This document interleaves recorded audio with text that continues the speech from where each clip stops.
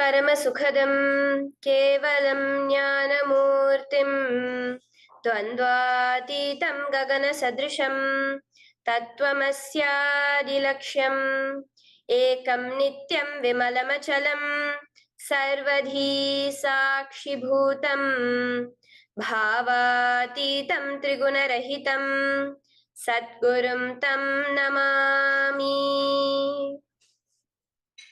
Welcome to Nityananda Yoga, where we transcend the limits of conventional practice and dive deep into the source of our being, drawing from the original source of yoga itself.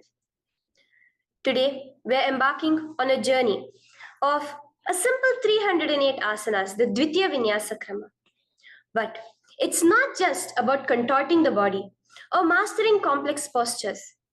It is about connecting in oneness with the cosmos. Your body will be like wax, moldable and pliable. Today, as we embark on this journey, shed the notion of limitations. Forget the boundaries imposed by your bone and flesh.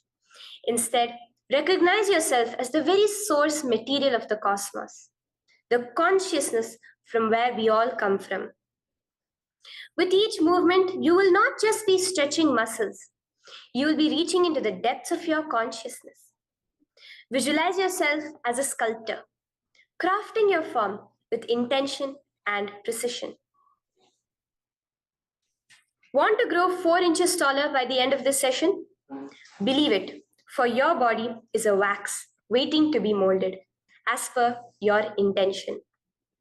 There is only one enemy towards this that we have built within each one of us, that is the parasites of negativity.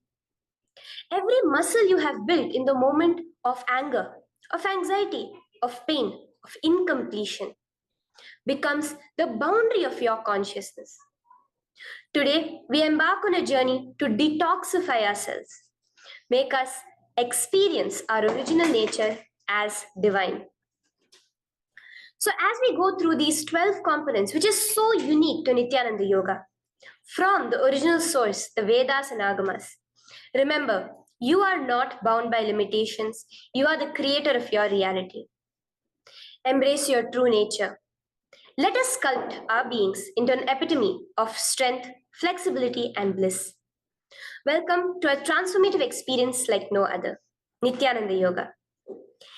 There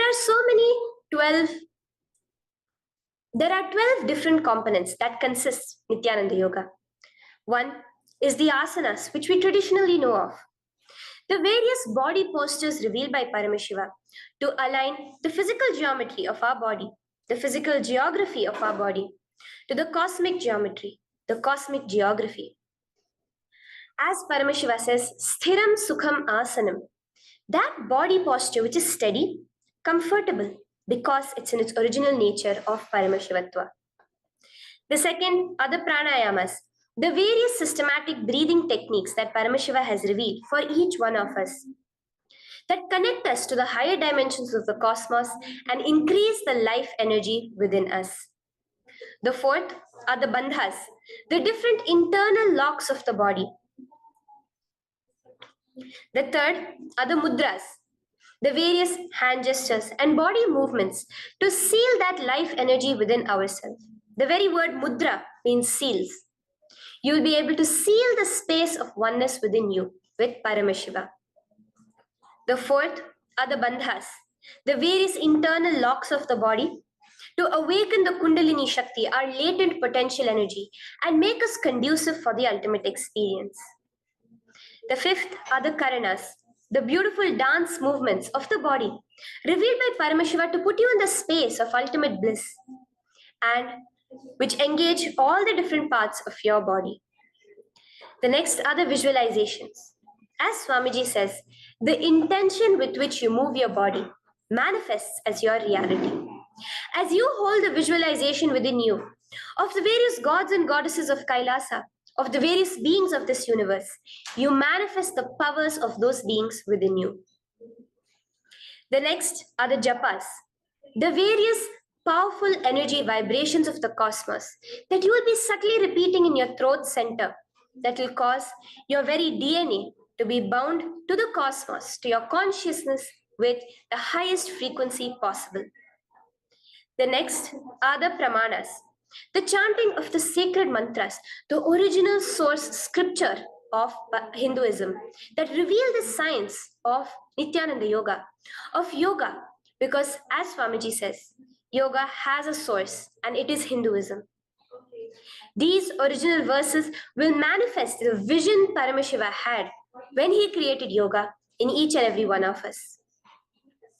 There are weights, which is an optional component, helps us to enhance our experience of Nityananda Yoga as revealed from the source scriptures of Hinduism. The next are the mandalas, the cosmic geometrical representation. The Shri Chakra, the Shri Yantra, which is the direct geometrical representation of the cosmos. When you keep that in front of you and gaze at it throughout your Nityananda Yoga, your body will fluidly just align itself to the cosmos. We have the Abharana, the Rudraksha, which we keep on our body, which acts as an energy battery, sucking in, storing the energy that we produce during this Nityananda Yoga and releasing it to us throughout the day to fuel our entire day with consciousness. The last but not the least are the Aushadas, the various sacred herbs that you can apply to, which can be infused with the thought current of Paramashivatva to manifest it within you. With this understanding, let us get right into the practice of Nityananda Yoga, which starts with invoking the presence of Paramashiva himself, the very being of Paramashiva, to witness our Nityananda Yoga today, with the chanting of the Shiva Mula Mantra.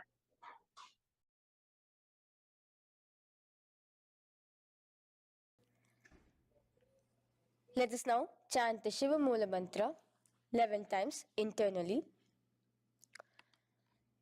Om Ham Hom Shivaya Namaha. Om Ham Hom Shivaya Namaha.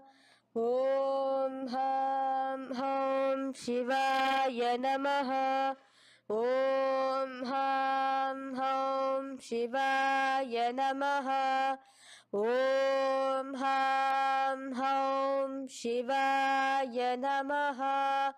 Om Ham Hom Shivaya Namaha. Om Ham Hom Shivaya Namaha. Om Ham Hom Shivaya Namaha.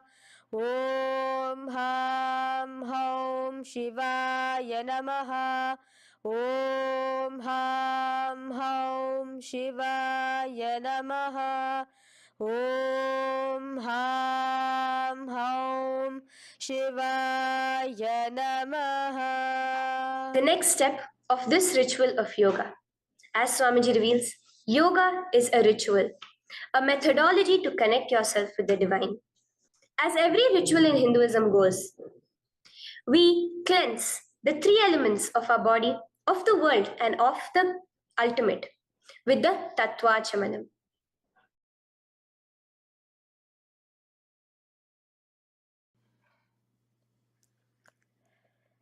The next is the Tattvachamanam. So now I request all the participants to have the Panchapatram and the Uddharani, the traditional cup and the spoon filled with some fresh water. Now,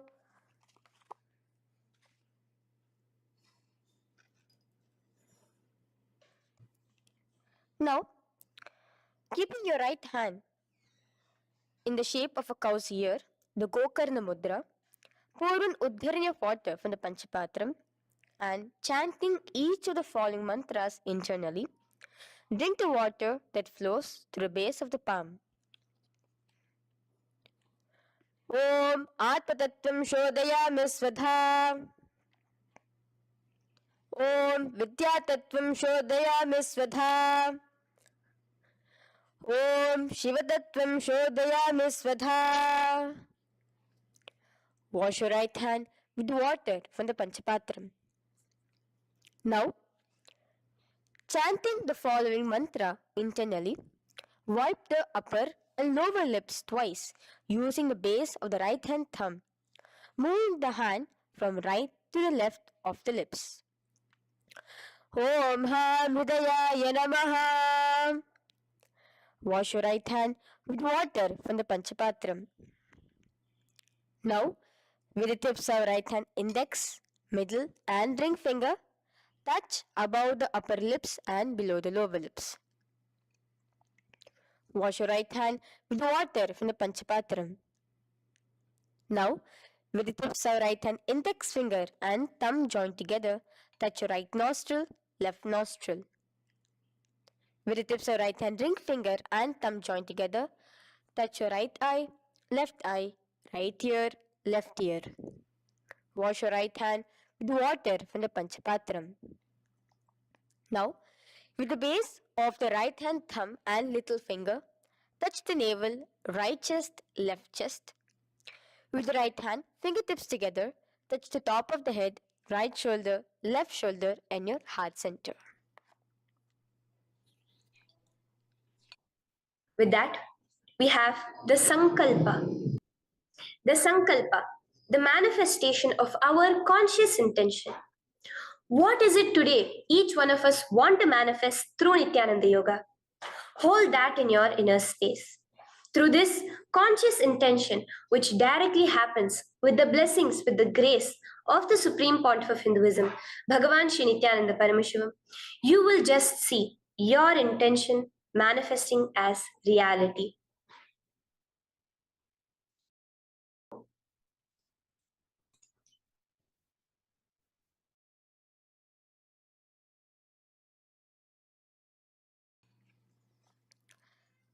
The next is the Sankalpa, the conscious resolution.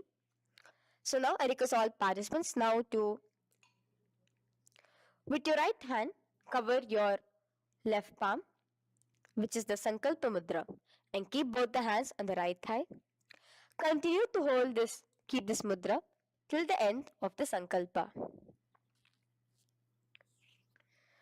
Om Mamopata Samasta Duritakshayaddvara Bhagavat Shri Nityananda Paramashiva Prityartham Shri Nityanandeshwari Paramashiva Shakti Sameta Shri Nityanandeshwara Paramashiva Prityartham Cha Shubhe Shobhane Muhurte Adha Brahmanah द्वितीय पराधे श्री श्वेतवराह कल्पे वैवस्वतमन्वन्तरे अष्टाविंशतितमे नित्ययुगे प्रथमे पादे जम्बूद्वीपे भारतवर्षे भरतखण्डे मेरोः दक्षिणे पार्श्वे शखाब्दे अस्मिन् वर्तमाने व्यवहारिके प्रभवादीनां षष्ट्याः संवत्सराणां मध्ये शुभनाम संवत्सरे शुभायने शुभऋतौ शुभमासे शुभपक्षे शुभतिथौ शुभवासरयुक्तायां शुभनक्षत्र शुभयोग शुभकरण एवं गुणविशेषण विशिष्टायाम् अस्यां शुभदितौ श्री कैलासोन्नत द्वादशान्त श्यामला पीठारूढ श्री मीनाक्षी सुंदरेश्वरा भिन्न स्वरूप परशिवपुत्र रत्नकुमार गुरुमन्यतुल्यावतार श्री पार्वती स्तन्यपान लब्ध दिव्य ज्ञान विश्रुत सकल निगमागम सारभूत द्राविड वेद प्रवक्त्रे श्रीमत् परम शिव करुणा समधिगत मुक्तामय चतुरश्रयान गीयमान छत्र चामर श्री चिन्ह काहलादि समस्त बिरदावल्यलंकृत ज्ञान विज्ञान चक्रवर्ती सर्वजन संग सद्यो निर्वाण दीक्षा व्याप वर्ग वर्ष विश्रान जीमूत परमत कलभ केसरी शैव सिद्धांत स्थापनाचार्य श्री राजाधिराज पांड्य महाराज गुरु क्षपन शाक्यादि महांधकार निवारण ज्ञान भानु वीक्षण नरहार ध्वजोच्छेदन पूर्वक श्रीमद वृषभध्वज स्थापक शैव समय कर्त्रे सर्वज्ञ पीठारूढ़ श्री जगद्गुरु श्री ज्ञान संबंध देशिक स्वामी वागीश सुंदर माणिक्य वाचक स्वामी नाम अवतार भूत श्री ज्ञान संबंध स्वामी पुनरुद्धृत श्यामलापीत सर्वज्ञ पीत तृणवद्युत्तर द्विशततम गुरु महासन्निधान अरुणगिरि योगीश्वर परंपरागत अरुणाचल सर्वज्ञ पीठ गुरु महासन्निधान कैलास परंपरागत कांची कैलास सर्वज्ञ पीठ त्रयस्त्रिंशदुत्तर द्विशततम गुरु महासन्निधान नित्योत्सव नित्य मंगल नित्य कल्याण नित्य रजित कैलास परंपरागत आदि कैलास नित्यानंद पीठ महासंस्थान महासिंहासन पीठ कर्त्रे साक्षात श्री परम शिव समुद्भूत कैलास परंपरागत वैवस्वत मनि इक्ष्वाकु हरिश्चंद्र भगीरथ श्रीरामचंद्र सूरसेन इत्यादि अनवच्छिन्न सार्वभौम चक्रवर्ती परंपरागत चतुष्षष्टि योगिनी मंडित चतुष्षष्टि संप्रदाय प्रवर्तक मनुधर्म शासन सूर्यवंश प्राप्त सर्वज्ञ पीठ सुरांगी साम्राज्य मूधाभिषिक्त चूडामणे साक्षात् श्री परम शिव समुद्भूत कपिल महागुरु पुनरुद्धृत महानिर्वाणि पीठ अष्टोत्तर सहस्र श्री महामंडलेश्वर साक्षात् श्री परम शिव समुद्भूत श्री महागणपति समारंभ अनवच्छिन्न पीताधीश्वर गुरु परंपरा प्राप्त अतल पीता अष्टोत्तर सहस्रतम अष्टोत्तर सहस्र श्री अतल पीताधीश्वर धर्म मुक्ति स्वर्गपुर स्वर्ण पीता त्रयोविंश गुरु महासन्निधान कैलास परंपरागत आदिपीठ सर्वज्ञ पीठ जगद्गुरु श्री कैलास पुनरुद्धारक श्री कैलास परमाचार्य श्रीमत् परमहंस परिव्राजकाचार्य वर्य सच्चिदानंद प्रणव स्वरूप श्रोत्रिय ब्रह्मनिष्ठ श्रीमद् जगद्गुरु श्रील श्री भगवत श्री नित्यानंद परम शिव श्री ज्ञान संबंध Desika परमाचार्य स्वामिनां प्रीत्यर्थम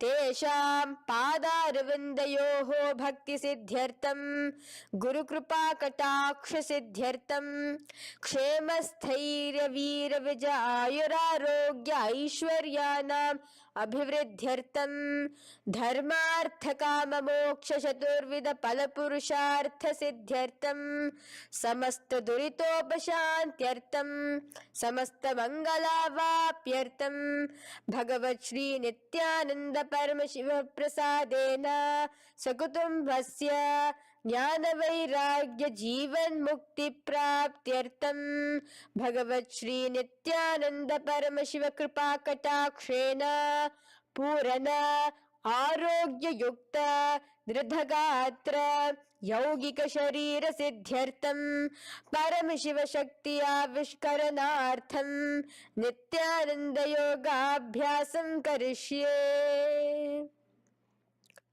Now wash your right hand with water from the Panchapatram.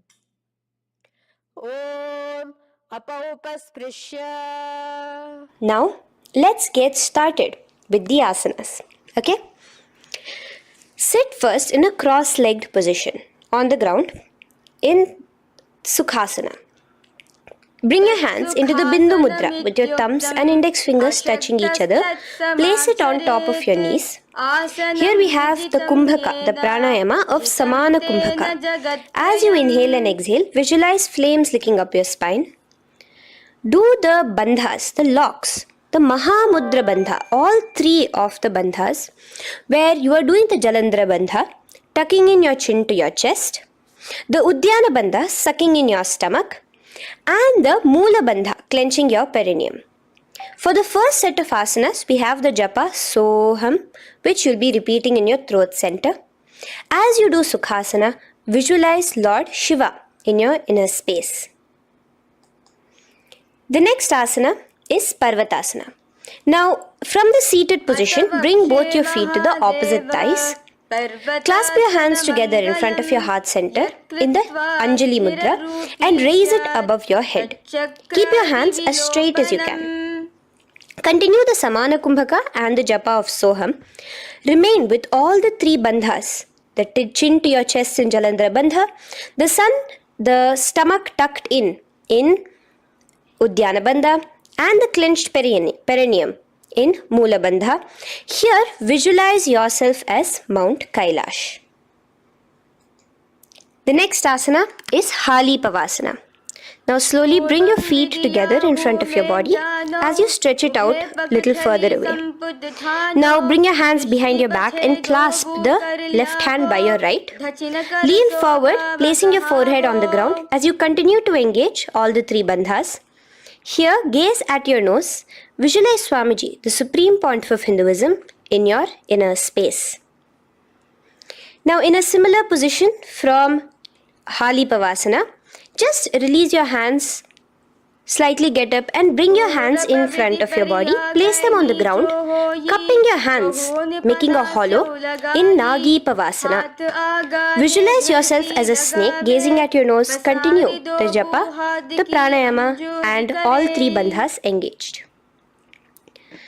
Now, raise up. This is Kokilasana. Hold your big toes with your index and middle finger in the Prana Mudra.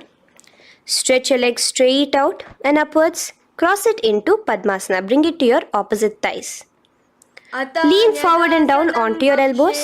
Again, tuck your chin into your chest, suck in your stomach, and clench the perineum in the Mahamudra Bandha.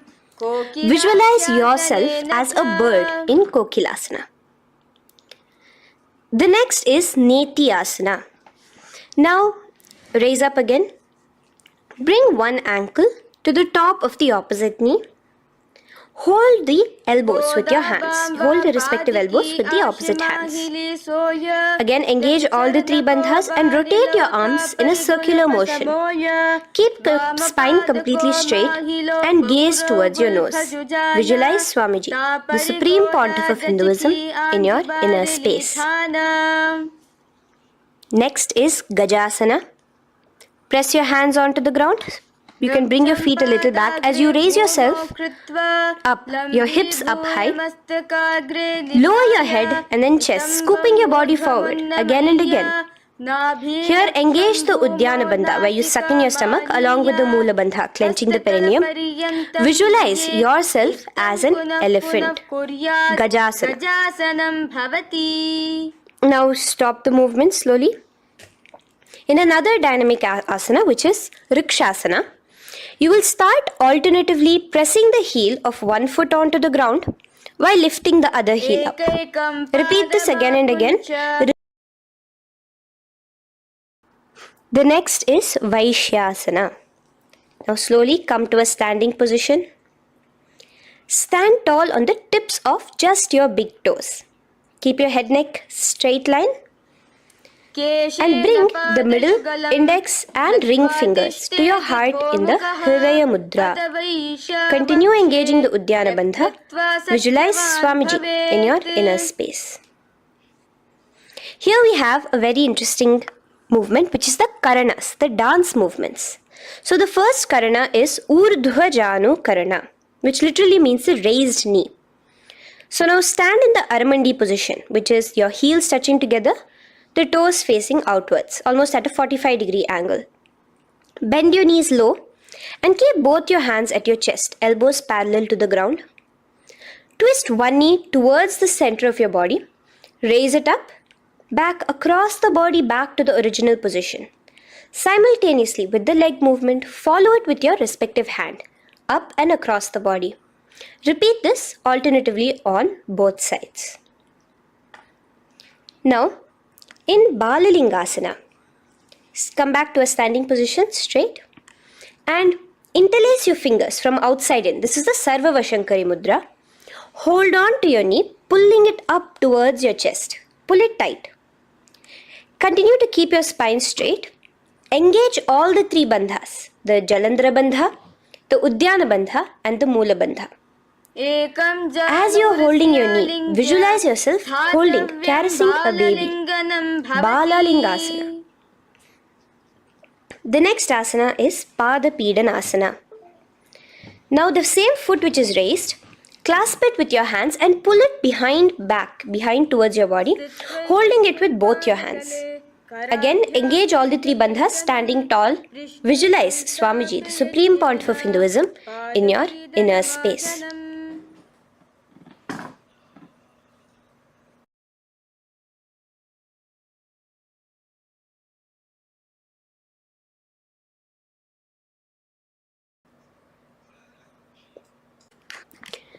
From here, let's enter into Natarajasana. Now, the same foot you're already holding behind your back, twist the same hand of that leg inwards and pull the leg back. Extend the opposite hand forward with the index and thumbs together, again in the Bindu Mudra. Now, pull the foot back and up while leaning forward in Natarajasana. Hold your balance here. Here you will be engaging only the Moola Bandha, visualizing yourself as Lord Nataraja, the Lord of Dance.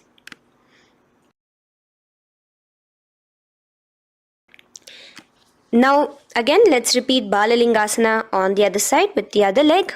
Pull it up towards your chest with the hands in the Sarva Vashankari Mudra. Engage all the three bandhas as you visualize yourself holding and caressing a baby.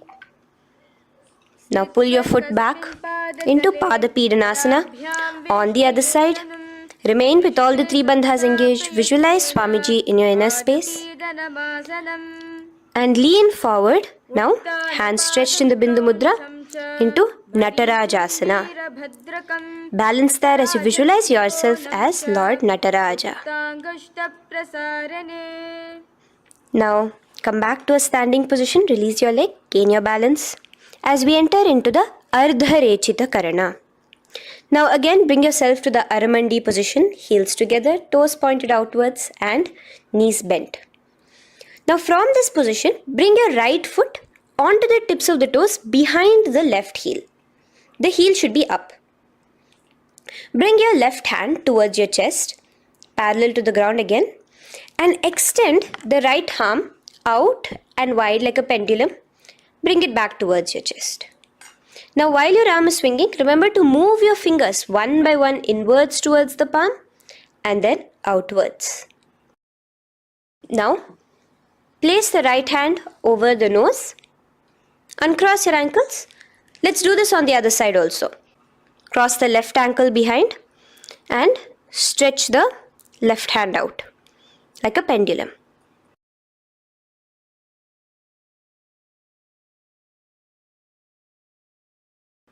Bring it to your nose, uncross the ankles. Now let us enter into the skeleton dance. It's a very powerful meditation. It cleanses the muscle memory. Any patterns which are there within your muscle memory can be completely wiped out through this skeleton dance. Just 2 simple steps. Now stand straight, visualize yourself as a skeleton. You can close your eyes. Just visualize yourself as pure bones. There are no muscles, no veins, no nerves, tissues, organs, nothing. Just bones, a skeleton form. And shake your body intensely. As a skeleton, you are moving yourself wildly, intensely. Just shake it all out. Move your hands, move your legs, your head. Let there be no bone in your body untouched. Just move it. Move wildly. Shake, shake. Literally feel yourself throwing all the patterns out of your system with the intensity of your shaking.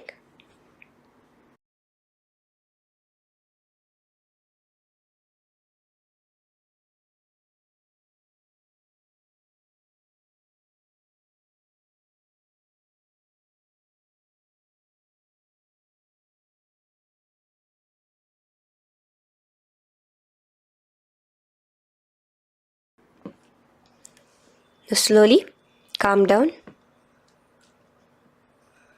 Take a few steps, gain your breath back. That's a powerful meditation we did.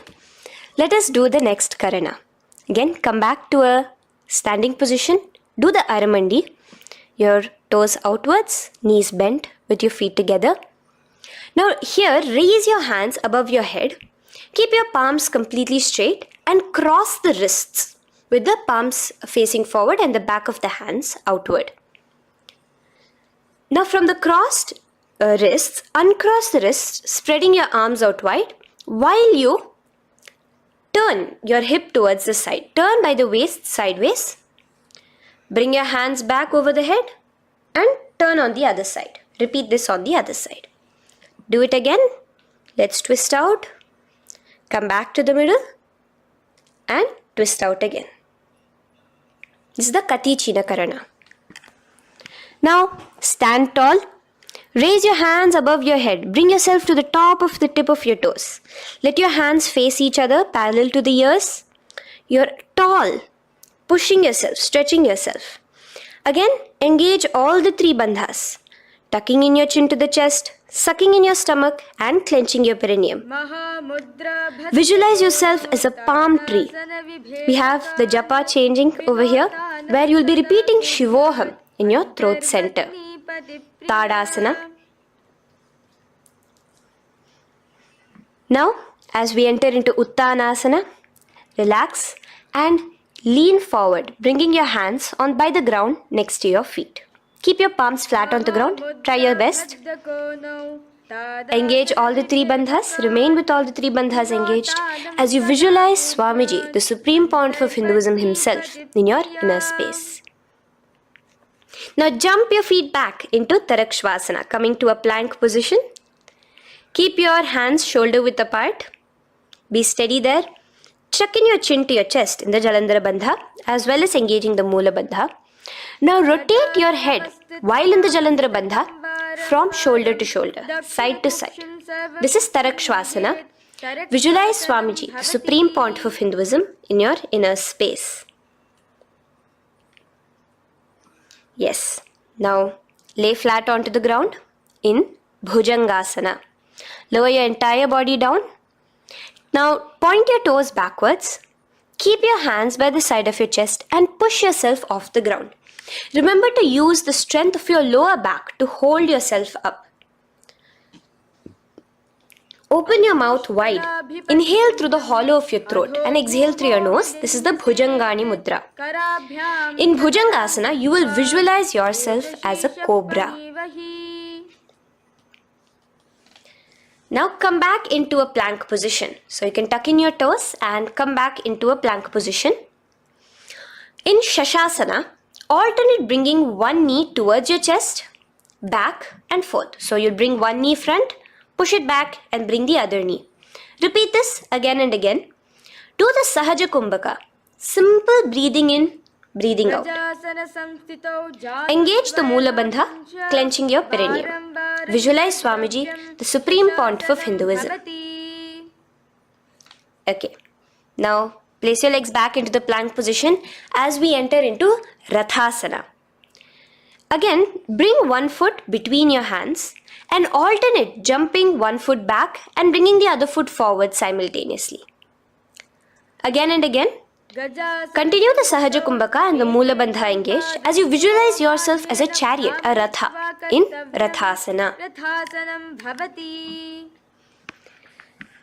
Now, into Veerabhadrasana. remain one leg in between your hands. So as you jump, one leg comes between your hands, stop in that position, one leg stretched back, and raise yourself up into a standing position. So the front foot will be pointing forwards and bent at a 90-degree angle. The knee will be bent at a 90-degree angle. The other leg, which is extended back, the foot will be pointed sideways at a 45-degree angle. Now raise your palms, hands up, parallel beside your ears. Do the Uddiyana Bandha along with the Mula Bandha, pulling in your stomach in. Gaze towards your third eye as you visualize yourself as Lord Veerabhadra. Now relax down, switch your legs around, and let us do Veerabhadrasana on the other side. Stretch your hands up, gaze towards your third eye, suck in your stomach in the Uddiyana Bandha, and visualize yourself as Lord Veerabhadra. Okay, bring your feet together now. Let us move into Vrikshasana. Now stand tall, gain your balance here slowly. Bring one foot towards the inner thigh. Bring your palms together, raise them up above your head in the Anjali Mudra. Keep your elbows as straight as you can. Again, continue the Uddiyana Bandha, sucking in your stomach. Gaze forward, hold your balance, visualize yourself as a tree, the stability of a tree in Vrikshasana. Now, slowly bring your hands down. Now the foot which is in your inner thigh, bring it towards the opposite, to the root of the opposite thigh. Bring your hands in the Namaskar Mudra in front of your heart center together and visualize yourself here as Lord Garuda, just engaging the Mula Bandha alone here. This is Garudasana. Now let us repeat Vrikshasana on the other side. Slowly put your foot down. Bring the other foot to the inner thigh. Raise your hands above your head. Suck in your stomach in the Uddiyana Bandha and visualize yourself as a tree. Let's repeat Garudasana on the other side. Slowly bring the foot to the opposite thigh and lower your hands to be in front of your heart center. Release the Uddiyana Bandha, just engaging the Mula Bandha, clenching your perineum. Visualize yourself as Lord Garuda, the eagle vehicle of Lord Mahavishnu. Okay, bring both your feet to the ground now and spread them far apart from each other. Now keep one leg toes pointing forward and the other set of toes pointing sideways.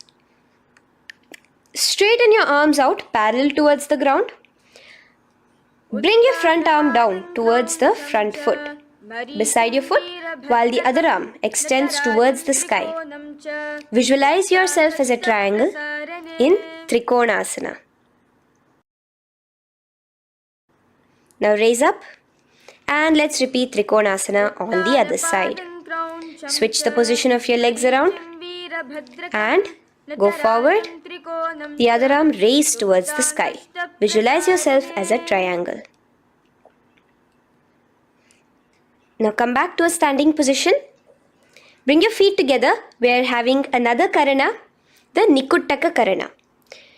Bring yourself to the Aramandi position. Feet together, knees out wide. Here now bring your hands towards your chest, but keep both your palms parallel towards each other. Bring your right foot onto the toes with the heels up. And simultaneously bringing the right hand towards the top. Now drop the right foot, simultaneously lifting the left foot onto the toes and switch the hands position. Now the left hand is on the top and the right hand is on the bottom. Repeat and let us do this repeatedly. Okay, relax now, come back to a straight position and sit down onto your toes. Sit on your heels with your toes on the ground, knees raised up off the ground, together in front of you in Angushtasana. Bring your hands together in the Namaskara Mudra in front of your heart center. We have a very interesting pranayama over here, which is the Bhramari Kumbhaka, where you will be subtly buzzing like a bee as you do this asana. The japa we will be entering into is Sadashivoham. In Angushtasana, engage the Mula Bandha as you visualize Swamiji, the Supreme Pontiff of Hinduism, in your inner space. Now in the same position, slowly bring your hands to the ground. Balance yourself as you stretch one foot forward, sitting on the heel of one foot and the other foot stretched forward, toes pointed upwards. Bring your hands to the Vara Mudra, just the tips of the finger on the ground while the palm faces forward, both your hands. Continue to engage the Mula Bandha, clenching the perineum as you visualize Swamiji, the Supreme Pontiff of Hinduism, in your inner space. Now, stretch, the leg is stretched forward, right? Stretch the same hand, the respective hand forward and clasp onto the big toe of that foot in the Prana Mudra with your index and middle fingers. The other hand, bring it to the back of the respective heel in Vidhunanasana as you visualize Swamiji in your inner space. Okay, bring your 2 feet back together as we repeat Saurasana on the other side. Stretch your left leg forward now. Palms in the Vara Mudra on the ground. Visualize Swamiji in your inner space. And lean forward into Vidhunanasana on the other leg. Clasp your toes. Bring the other hand to the back heel. Continue to visualize Swamiji.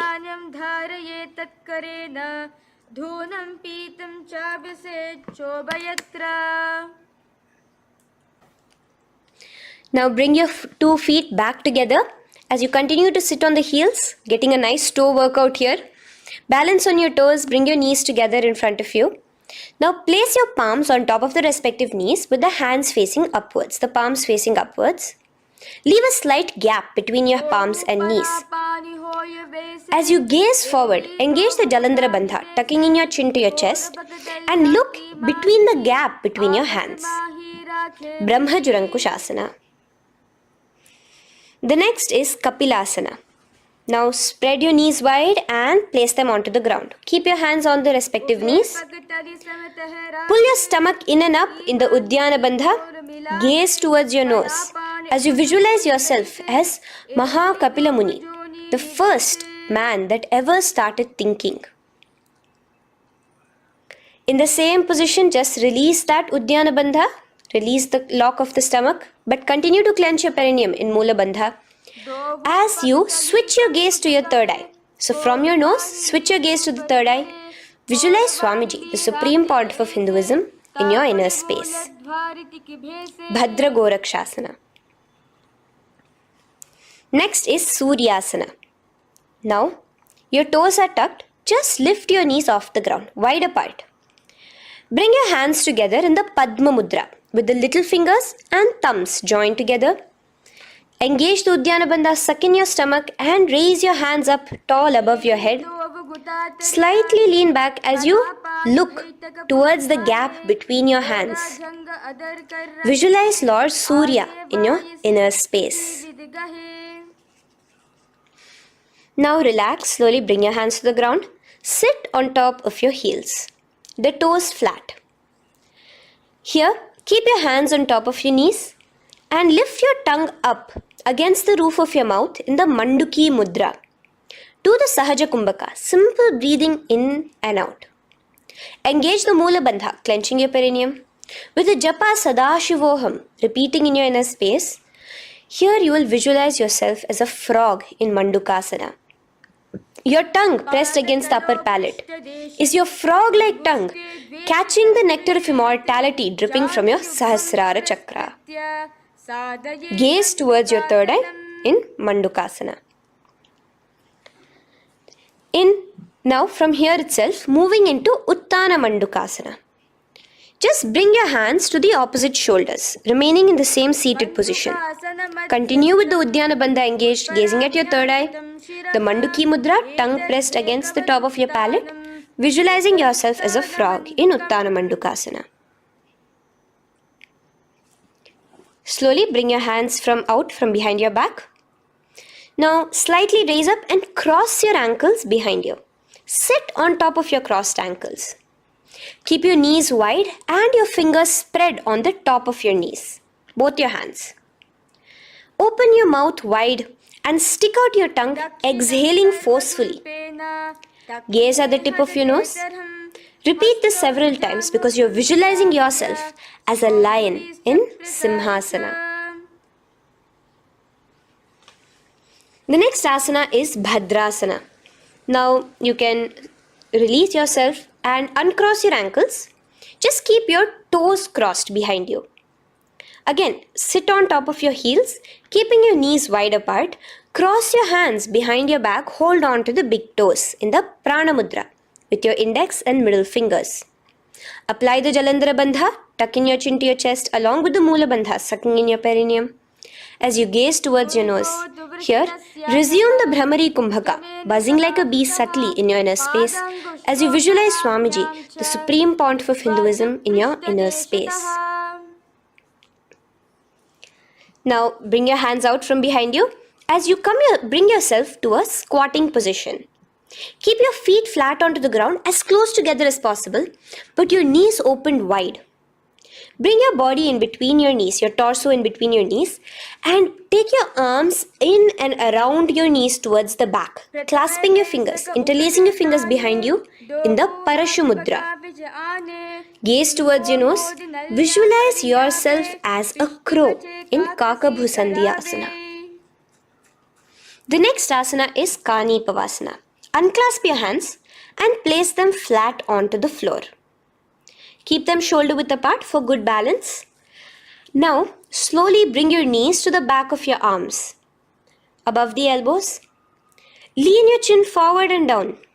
Keep your gaze steady as you lift your feet off the ground. In Kani Pavasana, visualize Swamiji, the Supreme Pontiff of Hinduism, in your inner space.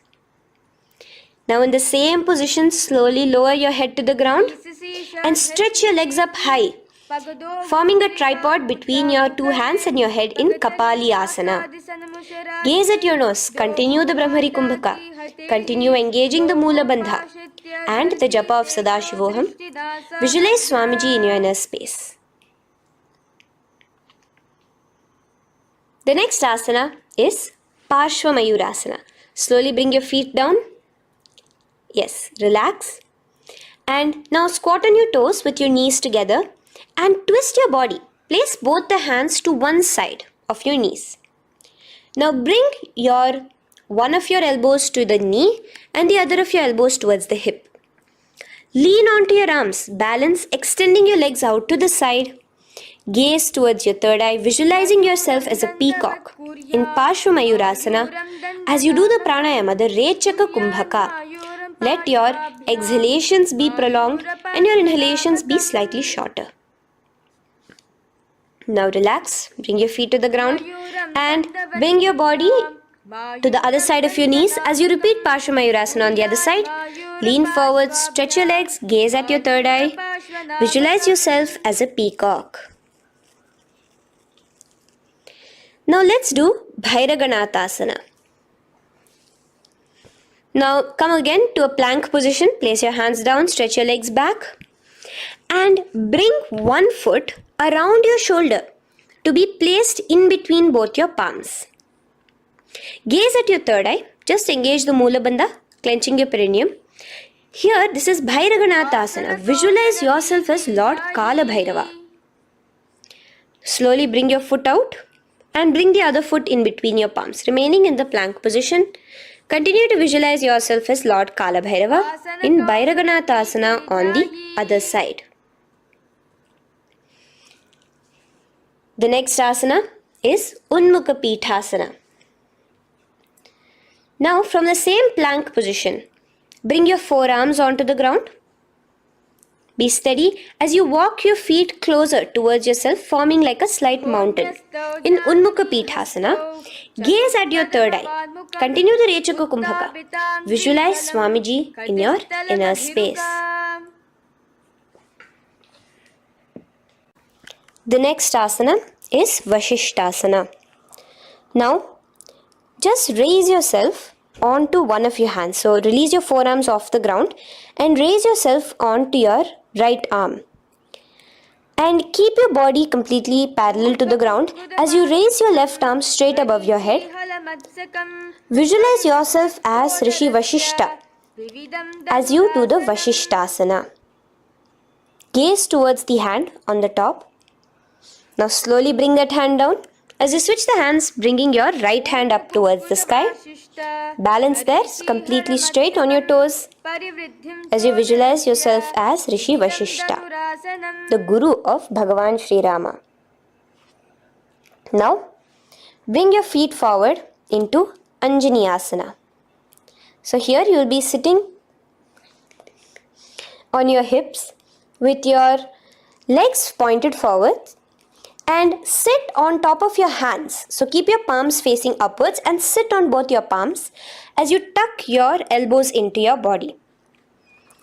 Do the Rechaka Kumbhaka, continue the Rechaka Kumbhaka.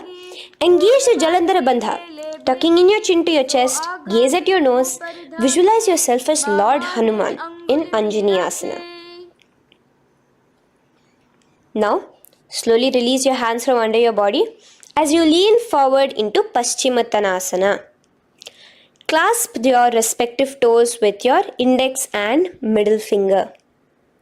Lean forward and down, bring your elbows to the ground, your forehead towards your knees. Engage all the three bandhas, the Mahamudra Bandha. As you visualize Swamiji, the Supreme Pontiff of Hinduism in your inner space, with a new japa, Mahasadashivoham, starting here.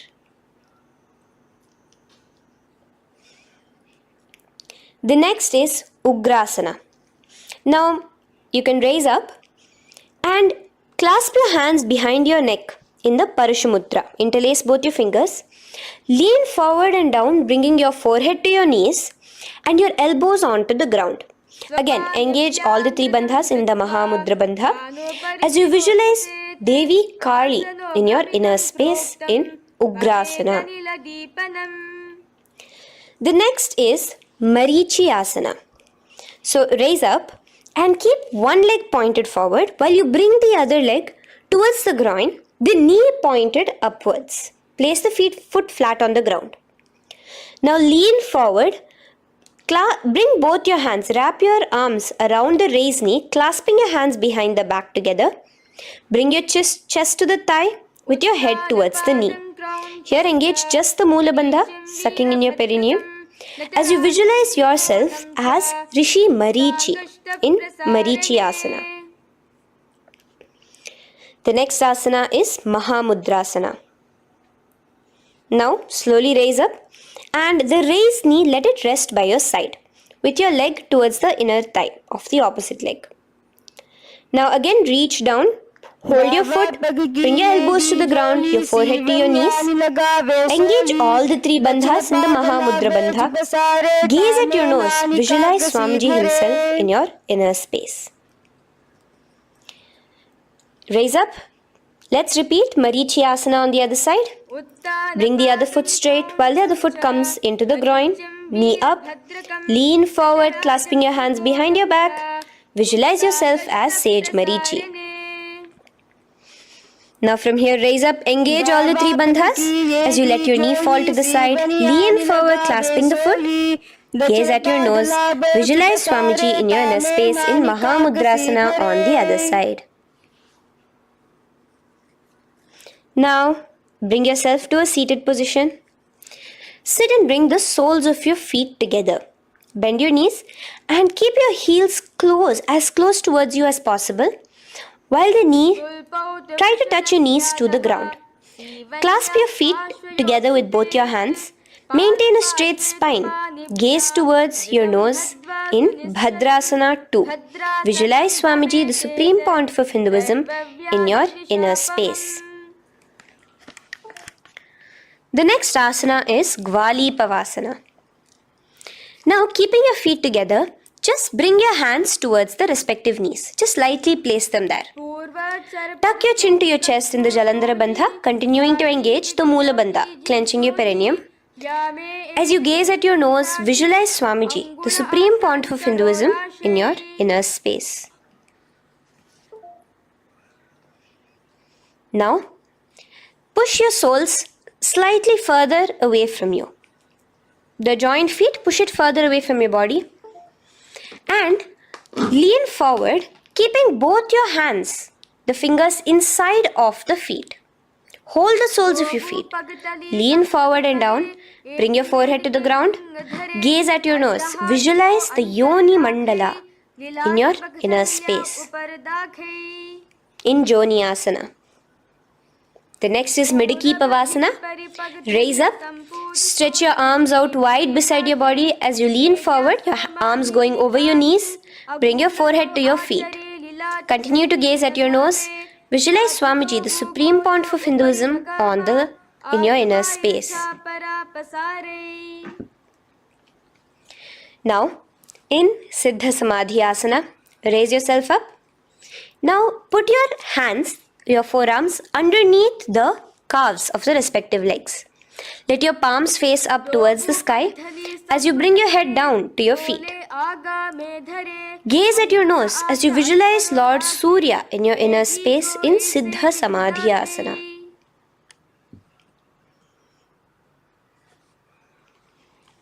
The next asana is Chiniki Pavasana. Raise up now. Bring both your feet together in front of you. Bring your feet back close to your body. Now place your hands underneath both the feet and pull your feet open like a book facing towards the sky. Both your feet.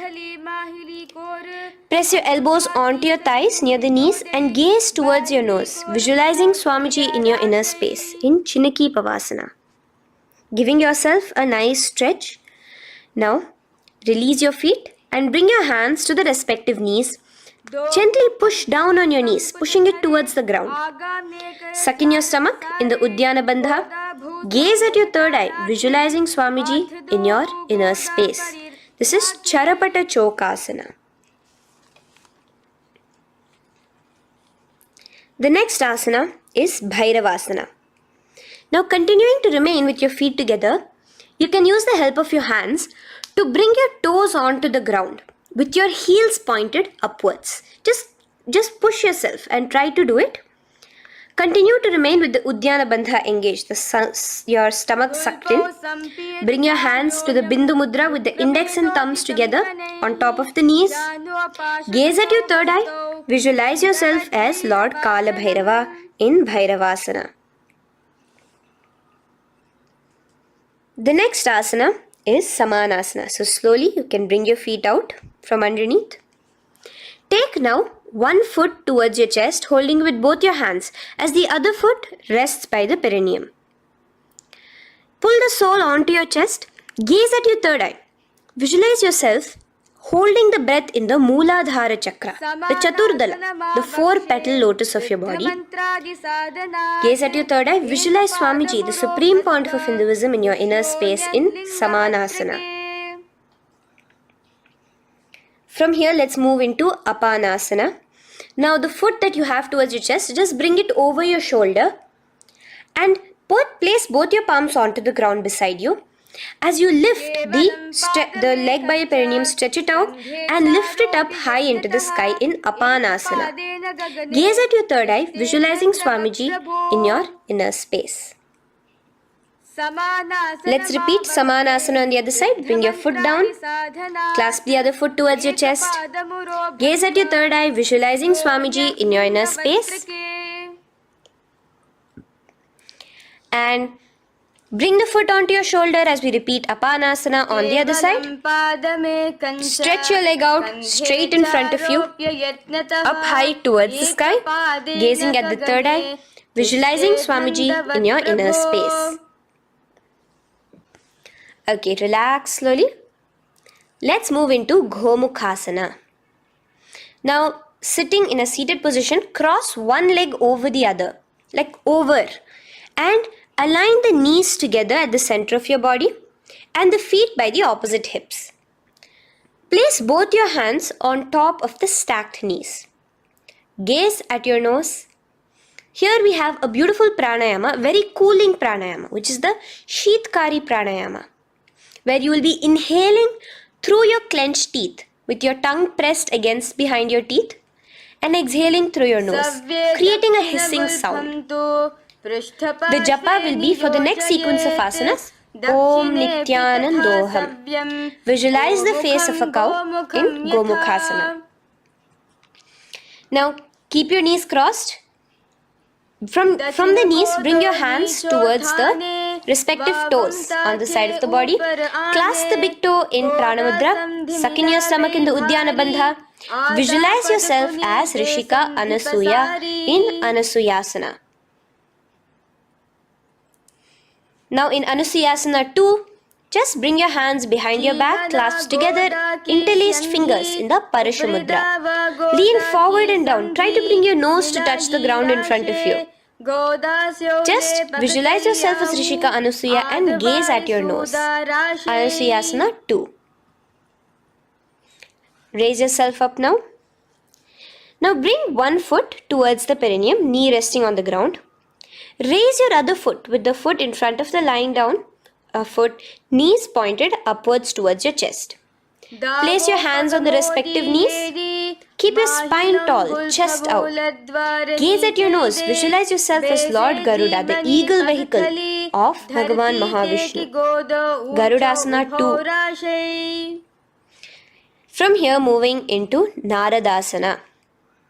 Now, keep both your hands, bring both your hands behind your neck and clasp them in the Parashamudra. Interlace your fingers behind your neck. Twist outward of the raised knee. Just keep your whole body outside of the raised knee. Gaze towards your third eye, visualizing yourself as Devarishi Narada in your inner space. From Naradasana, let's enter into Matsya Pithakasana. Place one foot on the top of the opposite thigh. Wrap your respective arm across the knee, holding on to the opposite shin. Extend the opposite hand straight. Hold on to the respective toe with the index and middle fingers in Prana Mudra. Gaze towards your nose. Visualize Matsyavatara, the fish form of Bhagavan Mahavishnu in your inner space. In Matsya Pithakasana.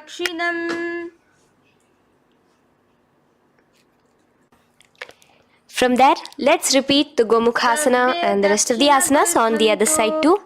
So slowly you can cross your knees over to the other side in Gomukhasana. Keep your hands on the top of your knees.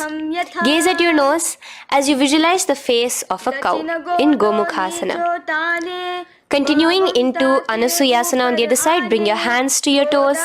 Suck in your stomach in the Uddiyana Bandha. Gaze at your nose, visualize yourself as Rishika Anasuya. And lean forward, bringing your hands behind your back in Anusuyasana 2. Interlace your fingers in the Parashamudra. Continue to gaze at your nose, visualizing yourself as Rishika Anasuya. As you relax the Uddiyana Bandha, just clenching the Mula Bandha alone.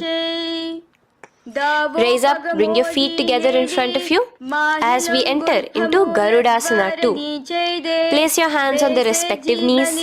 Stay straight. Visualize yourself as Lord Garuda as you gaze towards your nose. And twist your body out of the raised knee, hands clasped in the Parashamudra behind your neck. Gaze at the third eye, visualizing yourself as Devarishi Narada. And bring the foot to the opposite thigh as we enter into Matsya Pithakasana on the other side. Clasp your toe in Prana Mudra. Gaze at your nose, visualizing Matsyavatara, the fish avatar of Lord Vishnu in your inner space.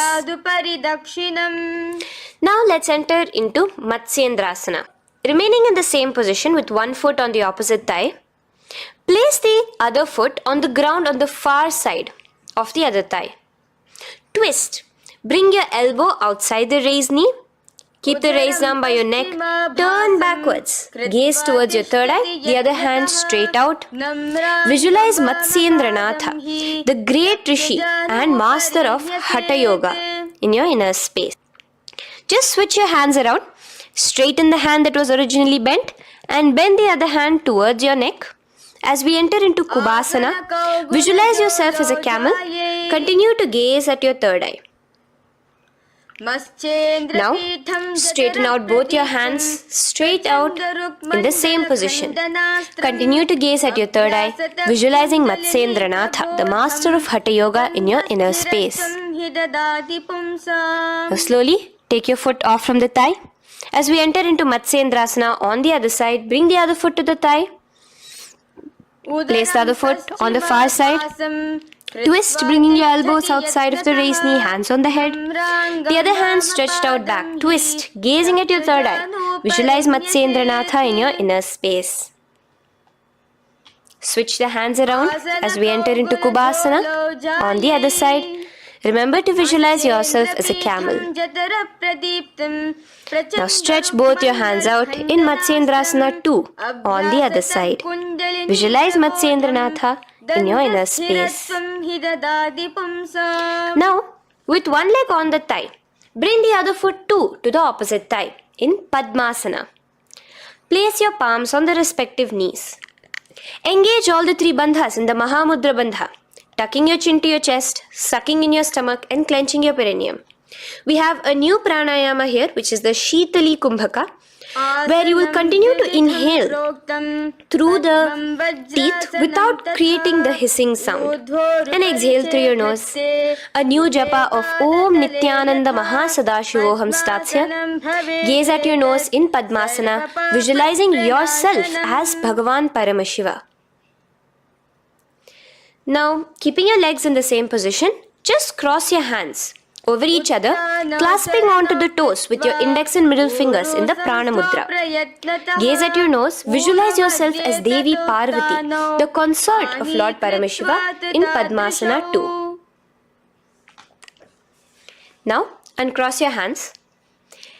Take your hands and insert it into the gap between your thighs and your calves. Put both your hands within and pull it out on the other side. As you balance on your hands, lifting your whole body off the ground, visualize yourself as a rooster in Kukkutasana.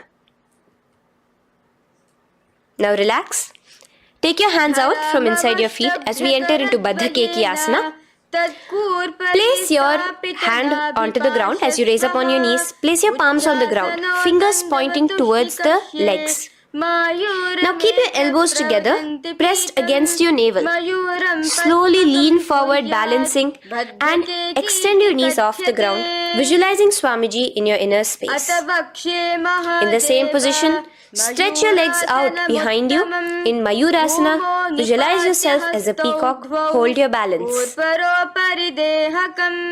Relax now. Yes, relax flat onto the ground into Makarasana. Lay down completely flat. Keep your feet pointing outwards, far away from each other. Place your forehead on the mat. Interlace your fingers behind your neck in the Parishamudra. Just relax, visualizing yourself as a crocodile as we go back to the Sahaja Kumbhaka, the simple breathing in, breathing out. Just keep the Moola Bandha alone engaged.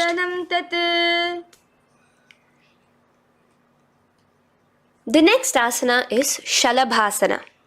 Now lay on your stomach and place your hands on the ground beside the chest. From the laying position, raise your legs up. Use your core strength to bring your thighs off the ground. Visualizing yourself as a locust in Shalabhasana.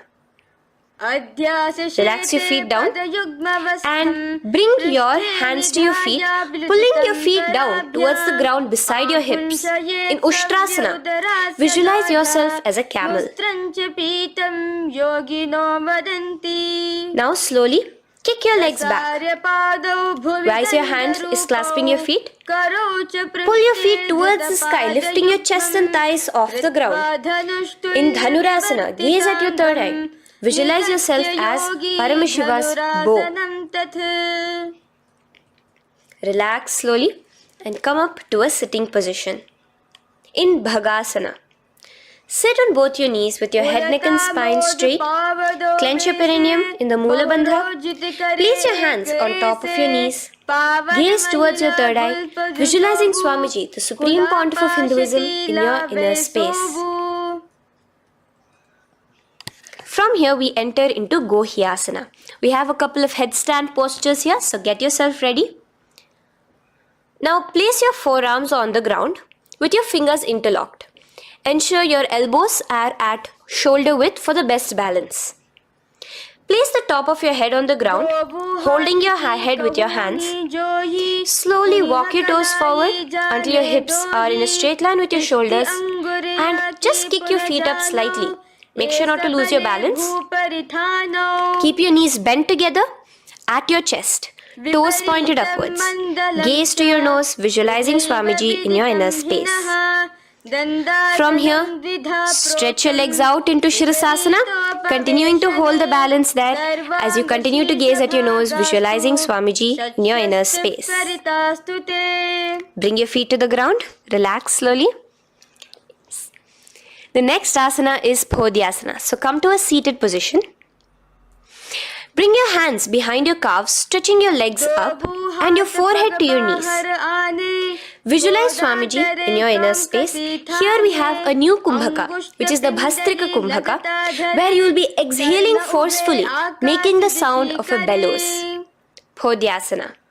The japa for this next series is Om Nityananda Paramashivoham, the Mahavakya. Relax yourself. Continuing to remain balanced with your legs up, just bring your hands to the opposite shoulders. In Parighasana, visualize yourself as a mace as you gaze towards your third eye. Now relax. Keep your elbows and palms onto the ground as your legs are raised. Visualize yourself as a boat in Naukasana. Continuing to gaze towards your third eye, remember to continue the Bhastrika Kumbhaka. Forceful exhalation. Now, continuing to keep your balance, just bring your hands to your feet and scoop your hands underneath the heels, pull it towards the chest. Keep your spine upright, gaze towards your nose. Visualize yourself as Lord Rudra in Rudrasana, the most ferocious form of Paramashiva. Now lay on your back. So you can remove your hands from underneath your feet and lay on your back. With your feet flat on the ground, knees pointed upwards. Now place your palms down. Just let your fingers touch the back of your heel. Do not clasp your feet. Lift your hips up high, pressing the feet onto the ground. Chin tucked to the chest in the Jalandhara Bandha automatically. Gaze at your nose, visualizing Swamiji in Unmukha Pithasana 2. Now lay onto the ground in Shavasana. Just lay completely flat with your palms facing upwards by the side of your body. Just unclutch from any movement happening within you. Visualize your body is dead. The Supreme Pontiff of Hinduism, Swamiji, is just liberating you. Just let your awareness, your energy completely pervade your body in the Shakti Chalan Mudra as you continue to vibrate with the Mahavakya.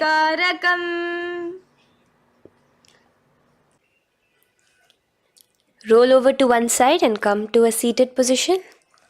Feel the life entering your body back. In a seated position, let us get continued with the sequence. We have 200 asanas more to go, starting with Yatha Sanishtasana. In Yatha Sanishtasana, sit in any posture you are completely comfortable in, bringing your hands into the Bindu Mudra with the thumbs and index touching. Start off with the Samana Kumbhaka. As you're inhaling and exhaling, feel flames licking up your spine. Clench your perineum in the Moola Bandha with the japa Om Nityananda Paramashivoham for the remaining of the sequence. Visualize Swamiji in your inner space. From here, moving into Samasana, where you bring your feet to a cross-legged position.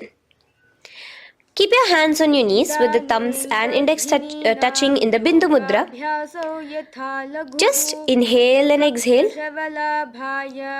as you visualize Swamiji in your inner space. The next is Muktasana. Press your left foot against your genital region. Place the right foot on top of your left. Keep your hands facing downwards on top of your knees. Sit straight, gazing towards your nose. Visualize yourself as a sage liberated by Swamiji himself. Now, continue to remain in the same position as we go into Siddhasana, where your gaze will be switching from the nose to your third eye. Continuing to visualize Swamiji in your inner space, ensure the Moola Bandha, the perineum, is locked. in Siddhyasana now. Continuing the same position. Engage all the three bandhas. Sucking in your stomach, bringing your chin to your chest in the Mahamudra Bandha.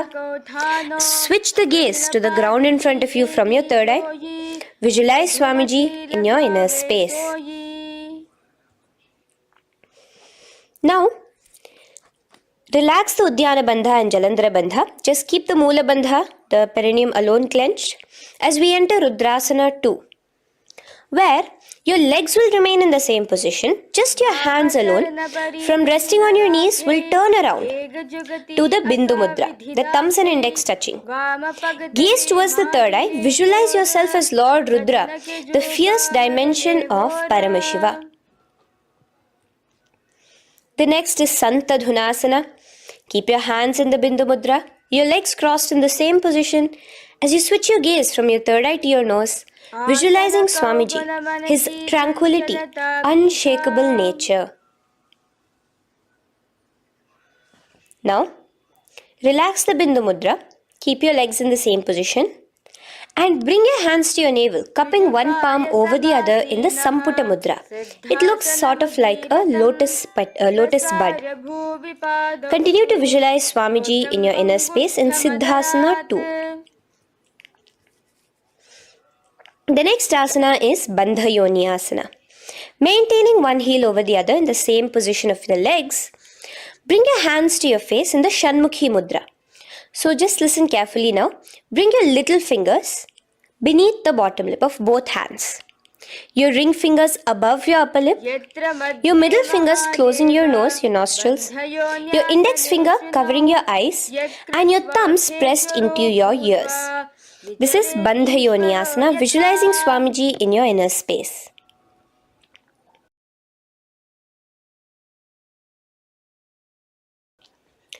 The next asana is Virasana. Now, you can remove your hands from your face and bring one foot onto the opposite thigh, and the other foot underneath the thigh. Keep your hands in the Bindu Mudra, thumb and index fingers together on the top of your knees as you embody the space and state of bravery, Veera, in Virasana. Now, changing the leg position again as we enter into Valmikasana. Keep your left heel on the right side of the generative organ, toes under the thigh. Keep your right foot on top of the left leg, toes by the knee. Again, bring your hands into the Bindu Mudra on top of the knees. Gaze towards your third eye. Visualize Rishi Valmiki, the poet, the first poet and author of Ramayanam. The next asana is Joni Mudrasana.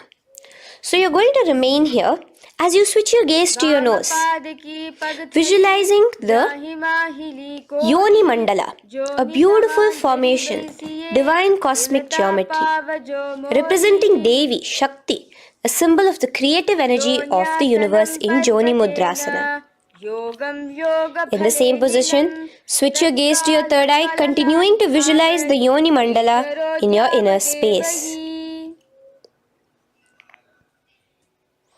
Now, let's move into Bhadrasana 3. So bring your feet, the soles of your feet together, uncross them and bring them together in front of your body. Hold it with both your hands, pulling it against you. Push your knees down towards the ground. As you gaze at your nose, suck your stomach in the Udyana Bandha. Visualize Lord Veerabhadra in your inner space. Bhadrasana 3. In the same position, we are entering into Aghorasana, where your left hand will rest on top of the left knee, while your right hand comes towards your face.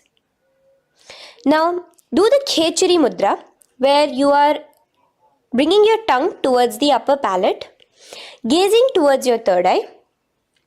Now, with your right hand, cover your mouth, close the left nostril with your index finger, inhale through the right nostril.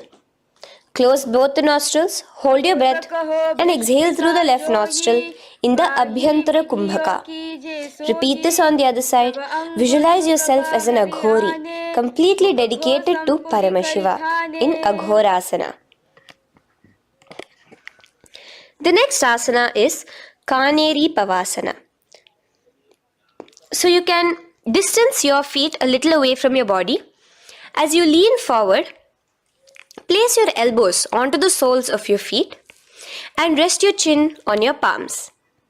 Gaze at your nose, suck your stomach in Uddiyana Bandha. Here, continuing with the Rechaka Kumbhaka, where your exhalations are prolonged than your inhalations, visualizing yourself as a female elephant drinking water in Kaneri Pavasana. The next asana is Parasana. So now, come to a seated position, raise yourself up and keep your knees raised. Bring your hands underneath your knees, between your calves and thighs, and clasp them together. Interlace your fingers in the Parashamudra in front of your navel. Lift your feet off the mat. Visualize Swamiji, the Supreme Pontiff of Hinduism, in your inner space as you gaze at your nose in Parasana. The next asana we'll be moving into is Gopi Chandasana. Now take your hands out from in between the feet as you let your feet rest on the ground. Take your hands out from underneath your calves. Interlace your fingers around the feet with the soles of the feet together and raise it up towards your chest. Rest your knee on top of your feet. Gaze at your nose. Embody the state and space of a king in Gopi Chandasana. The next asana is Udarasana. So now just quickly release your legs, bring your hands underneath your calves and hold on to your feet again from inside out. Both your feet together. Bring your feet up to your chin, resting your chin on top of the interlaced fingers. Bring your feet to your chest, gaze at your nose, visualizing your body, the Supreme Pontiff of Hinduism, free from any defects in Udarasana. Now, in the same position, just lift your legs up towards your head. Let the top of your hands come towards the top of your head, your forehead. And this is Vishishtasana. Visualize yourself excelling in everything in this posture. Now, slowly relax. Keep your hands underneath your shins as you take your hands up to the shoulder, pulling your hand and interlacing your fingers behind your neck. In Bhujasana, visualize yourself as a cobra. The next asana is Kalyanasana. So in the same seated posture, bring your hands around from behind your neck, remove them and put them around your back, interlacing the fingers behind you. Gaze at your nose. Visualize yourself as a beautiful, auspicious goddess in Kalyanasana.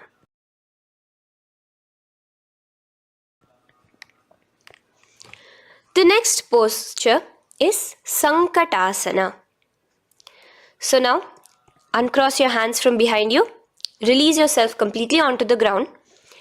Place your left knee on the mat and the left foot flat. Sit on top of your left foot, knee pointed forward. Raise your right leg on top of the left, bringing the right heel to the left hip. Place your hands on the opposite knees. Here, do the Ujjayi Pranayama. As you inhale and exhale, make the sound of an ocean. Visualize yourself as a swan, a beautiful swan in Sankatasana. The next is Dhenukasana. Just in the same position, slide your left heel to the left hip. Keep your right knee on top of the left. Place both your hands on your right thigh. Visualize a cow in your inner space as you suck your stomach in the Uddiyana Bandha, Dhenukasana. Now slowly uncross your legs as we move into Matsyendrasana. Place the right foot on the left thigh, the left foot on the right knee. Bring your left hand behind your back, hold the right thigh. Twist a little bit. Place your right hand on your left thigh. Twist your body, gaze towards your third eye, visualizing Swamiji in your inner space. The next asana, Matsyendrasana 2, just untwist your body. As you clasp the respective toes of both your feet with your hands, lean forward and down, bringing your forehead to the ground in front of your feet. Visualize Swamiji, the Supreme Pontiff of Hinduism, in your inner space. Raise up now. Keep your legs in the same position. We have the Guru Asana. Interlace your fingers together and place it over the topmost knee. Suck in your stomach in the Uddiyana Bandha, clench your perineum in the Mula Bandha, tuck your chin to your chest in the Jalandhara Bandha. As you engage all three bandhas, visualize Swamiji in your inner space. Let us now repeat Sankatasana on the other side. So, you can release your hands, your legs as you cross the other leg over. Visualizing yourself as a swan, remember to put your hands on the opposite knees. The next asana, Dhenukasana, repeating it on the other side.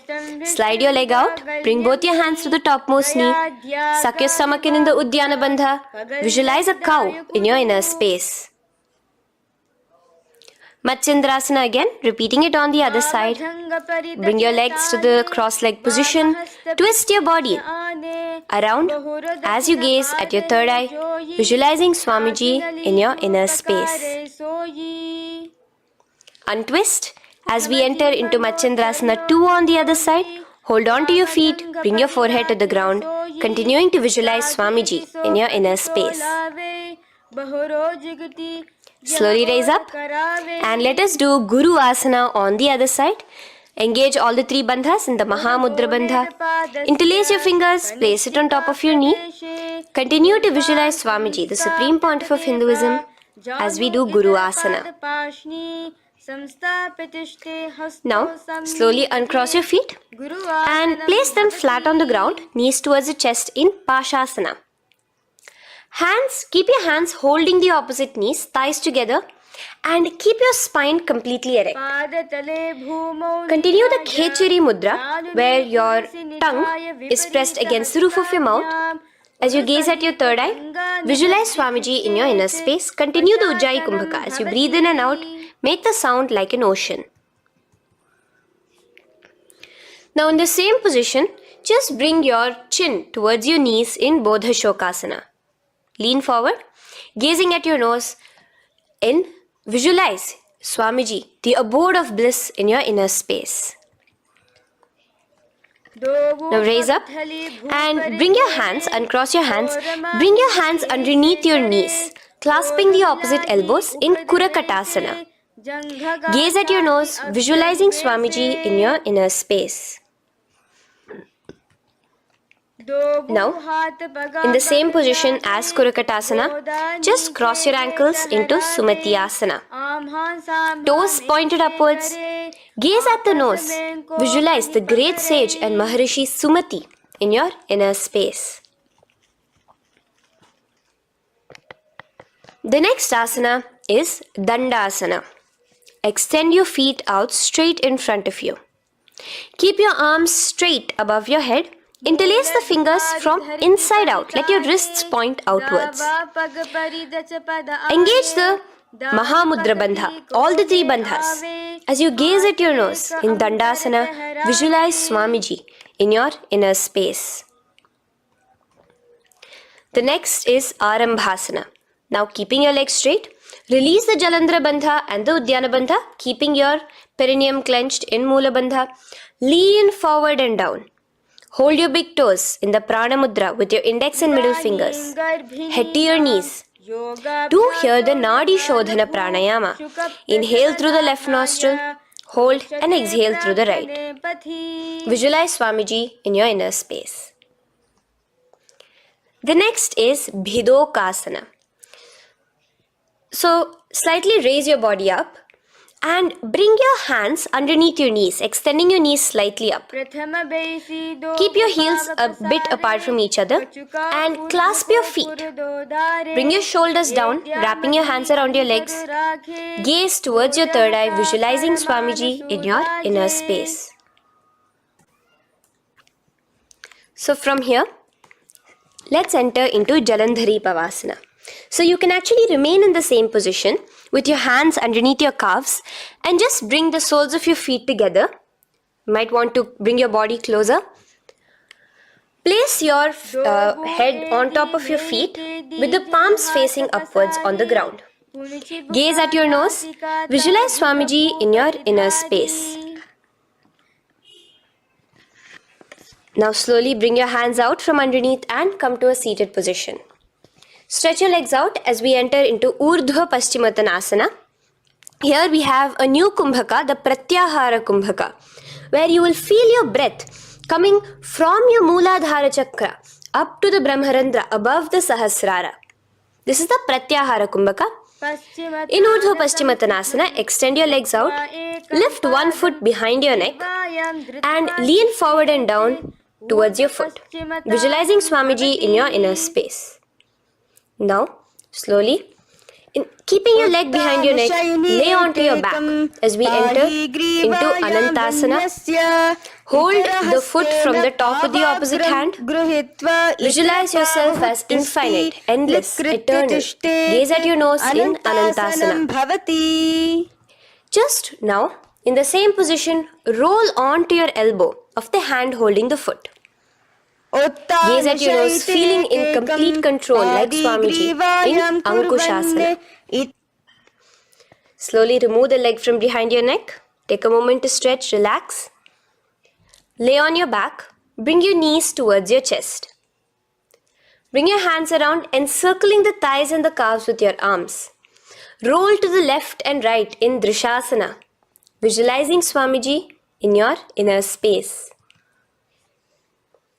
The next asana is Urdhva Paschimottanasana. On the other side, let us repeat it. Raise up to a sitting position and bring the other foot behind your neck. Lean forward and down, clasping your foot. Repeating Anantasana on the other side. Lay on your back. Bring the opposite hand to the foot. Gaze at your nose. And continuing to gaze at your nose, roll onto the elbow as we repeat Ankushasana on the other side. Now, you can release your foot and try to remain in the same position without removing the leg from behind your neck as you bring the other leg too to cross behind your neck with both your legs behind your head. Laying on your back, bring both your hands to clasp behind your back. Gaze to your nose, visualizing Swamiji in your inner space in Yoga Nidrasana. As we enter into Atma Ramasana, in the same position you can uncross your hands from behind your back. Bring it up, continuing to keep it underneath the legs. Just clasp it behind your neck. So you can bring your legs out from behind your neck. Just let your hands interlace behind your neck, gazing to your nose, visualizing the Atma Rama, Bhagavan Mahavishnu within you as your soul blessing you, as you gaze at your nose in Atma Ramasana. Now, you can release your hands and legs. Continue to lay on your back as we enter into Kochikasana. Bring your knees to your chest with the soles facing upwards. Extend your arms sideways as you gaze towards your third eye, visualizing Swamiji in your inner space. Now, from Kochikasana, keep your arms reached out to the sides at shoulder level. As we enter into Jatara Parivriti 1, keep one knee bent, twist it and bring it to the ground on the opposite side with the other leg extended straight. In Jatara Parivriti 2, keep both the knees bent to one side. And in Jatara Parivriti 3, keep both the legs straight to one side. Throughout this, keep your head looking in the opposite direction. And let us repeat this on the other side. You can bring your knees back to your chest. Let your legs out, go to the other side and do Jatara Parivriti 1, 2 and 3. The next asana is Dvipada Pitham. So now, from Jatara Parivriti, you can bring your feet down, lay on your back with your knees pointed upwards, feet flat on the ground. Extend your hands, holding your ankles. and lift your hips up. Engage the Jalandhara Bandha automatically as you raise your hips up. Gaze at your nose, visualizing yourself as a bridge in Dvipada Peetham. Now in Paryankasana, so you can lay back onto the ground and place your feet flat. Bring your arms over your head, placing the hands flat near your shoulders with the fingers pointing towards the feet. Lift your entire body up and off the ground in Paryankasana as you visualize yourself as sturdy as stone furniture. Lay back down slowly as you bring your hands out. Keep your knees to your chest here and your hands on the shoulders as we enter into Svottanasana. Visualize you're laying on your back as a playful dog. Move your hips in the circular motion. Do the Sahaja Kumbhaka. Now let us enter into Viparita Karani. First, bringing your arms out from behind your shoulders. Let your arms be extended by the side of your body. Use the strength of your arms, palms flat on the ground, to push your body, your upper body, your lower body off the mat. And keep your legs straight above you, extended. Move your legs around and around in Viparita Karani. Automatically the Jalandhara Bandha is engaged. Breathing during the Jalandhara Bandha is the Murcha Kumbhaka. Visualize Swamiji in your inner space. The next is Viparita Karani 2. In the same position, just stop the rotational movement of your legs. Visualize Swamiji in your inner space. Now, as we enter into Langalasana, just let your feet from the top rest onto the ground above your head. Interlace your fingers in the Parashu Mudra behind your body. Visualize yourself as a plow in Langalasana, continuing to engage the Jalandhara Bandha. Bhumim karshayet Langalasanam bhavati. Now, in Shaita Paschimottanasana, bring your hands out from behind your body and hold on to the toes above your head. Keep your legs and hands completely straight. Visualize Paramashiva as Shaita Paschimottanasana is one of the 84 different asanas directly revealed by Paramashiva himself. Continue to do the Murcha Kumbhaka, inhaling and exhaling with the Jalandhara Bandha. Clasping your toes now, spread your feet wide apart from each other in Supta Konasana. Visualize Swamiji in your inner space. Bring your feet back together as we enter into Chakrasana. Clasp your ankles, keeping your legs and hands completely straight above your head. Visualize yourself as a chakra, a wheel in Chakorasana. Now slowly rest your back onto the ground. Keep your legs raised up in Supta Prasarita Padangushtasana. Clasp the respective toes in the Prana Mudra with your index and middle fingers and spread your legs out wide apart from each other. Visualizing Swamiji in your inner space, restart the Ujjayi Kumbhaka where you're inhaling and exhaling, making the sound of an ocean. Bring your feet together in Supta Padangushtasana in the same position, continuing to visualize Swamiji in your inner space.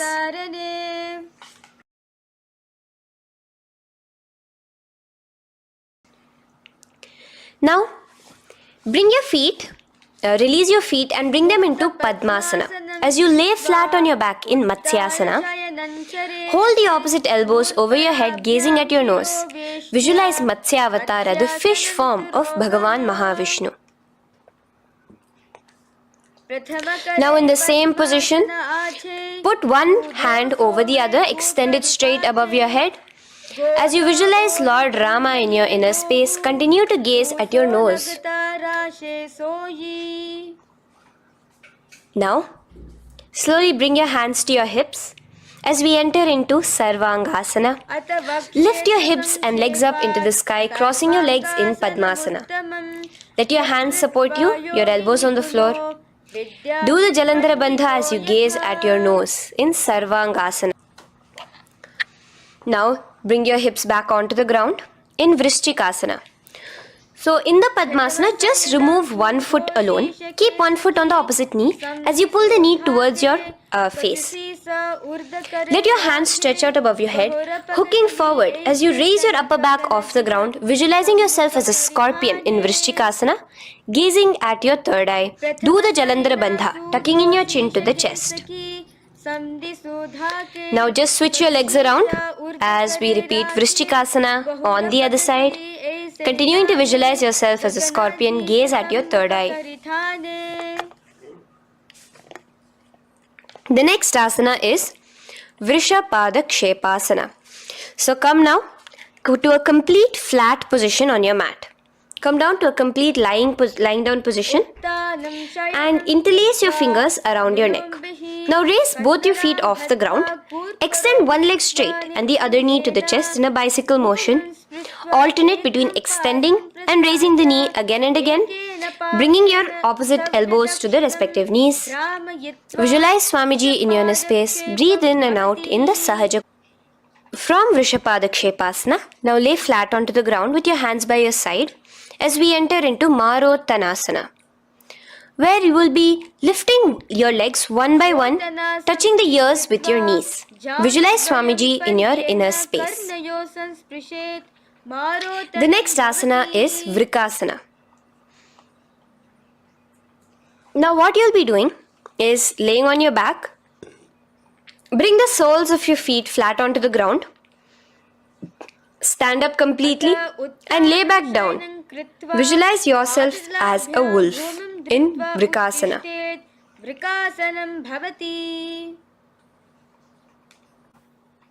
Now come back to a seated position as we enter into Luthasana, where you are going to be quickly throwing your legs above your head as you roll over completely, finishing in a prone position. Do this a couple of times. Come forward, roll over. Come forward and roll over again. Visualize Swamiji, the Supreme Pontiff of Hinduism, in your inner space. Now, take a moment to relax. Lay on your belly with your toes extended in Sarathasana. Keep your hands onto the ground by your shoulders. Now here, contract your lips and make a sound like a flute, whistling while inhaling. Visualize yourself as a ratha, as a chariot carrying warriors into battle for dharma on your back.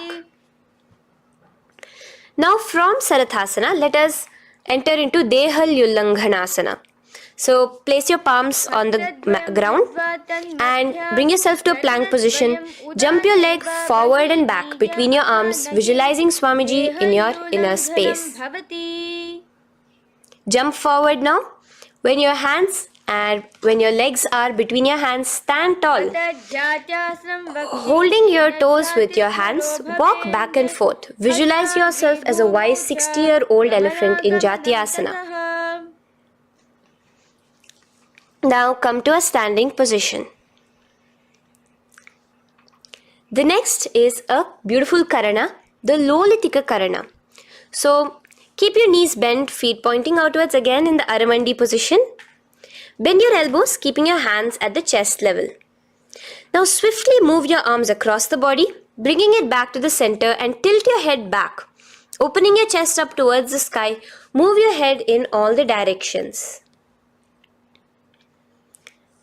Now stand back straight as we enter into Sarpasana. So stand erect like a rod with your arms by your side, hands touching the thighs. Visualize Devi, Kundalini, raising up and curling upwards around your body in Sarpasana. The next asana is Ushtrasadanasana. Lean forward and down, standing on top of your palms. Begin to move and walk like a camel, visualizing yourself as a camel. In the same position, continuing to walk around, switch your visualization to visualizing yourself as a horse as you start to walk around like a horse in Ashvasana. Now raise up tall as we enter into Kapota Nitakasana. Interlace your fingers behind the back. Pulling them down towards your calves, open up your chest. Keep your hands in the Parashamudra. Visualize yourself as a soaring bird diving down in Kapota Nitakasana. Now, stand tall as we enter into another Karana here, the Tala Pushpaputam Karana. Bring yourself to the Aramandi with your hands in the Namaskara Mudra. Simultaneously now, open up your palms while raising one heel off the ground, slightly lowering the waist and shoulder of the heel you have raised. Visualize you're offering a bouquet of flowers to Paramashiva as you come back to a standing position, and repeat this on the other side. Let's do this a few times, offering flowers to Paramashiva. Now, come to a standing position. Stand straight and bring your hands together in the Namaskara Mudra. Slightly lean forward. Visualize yourself as a rhinoceros. Your hand is the horn as you gaze at your nose in Khadgasana. The next asana is Utthanotthanam. So come to a standing position and sit down all the way as low as you can to the ground and stand up. Do this again. Sit down. Stand up, and again, sit down, stand up. As you gaze at your nose throughout this. The next asana is Musalasana. Now come back to a standing position, raise your hands above your head, tall as you jump up and down repeatedly. Visualize yourself as a mace. Jump here in Musalasana. The next asana is Uchirshaka. So come back to a standing position. Pull the sole of one foot towards your belly. Now with the other leg, sit down and stand up. Release the leg. Pick the other leg up, pull it towards your belly. Sit down and stand up in Uchirshaka as you visualize Swamiji in your inner space, gazing at your nose. The next is a Karana, which we will be entering into. The Parshvajanu Karana. So again, bringing yourself to the Aramandi position. Bend and lift one knee towards your chest, pointing the toes downwards. Keep your arm around the knee, holding it with the hand in a fist. Let the other hand hang down on the thigh, wrist twisted, fingers pointing inwards. This is the Parshvajanu Karana. Now slowly release.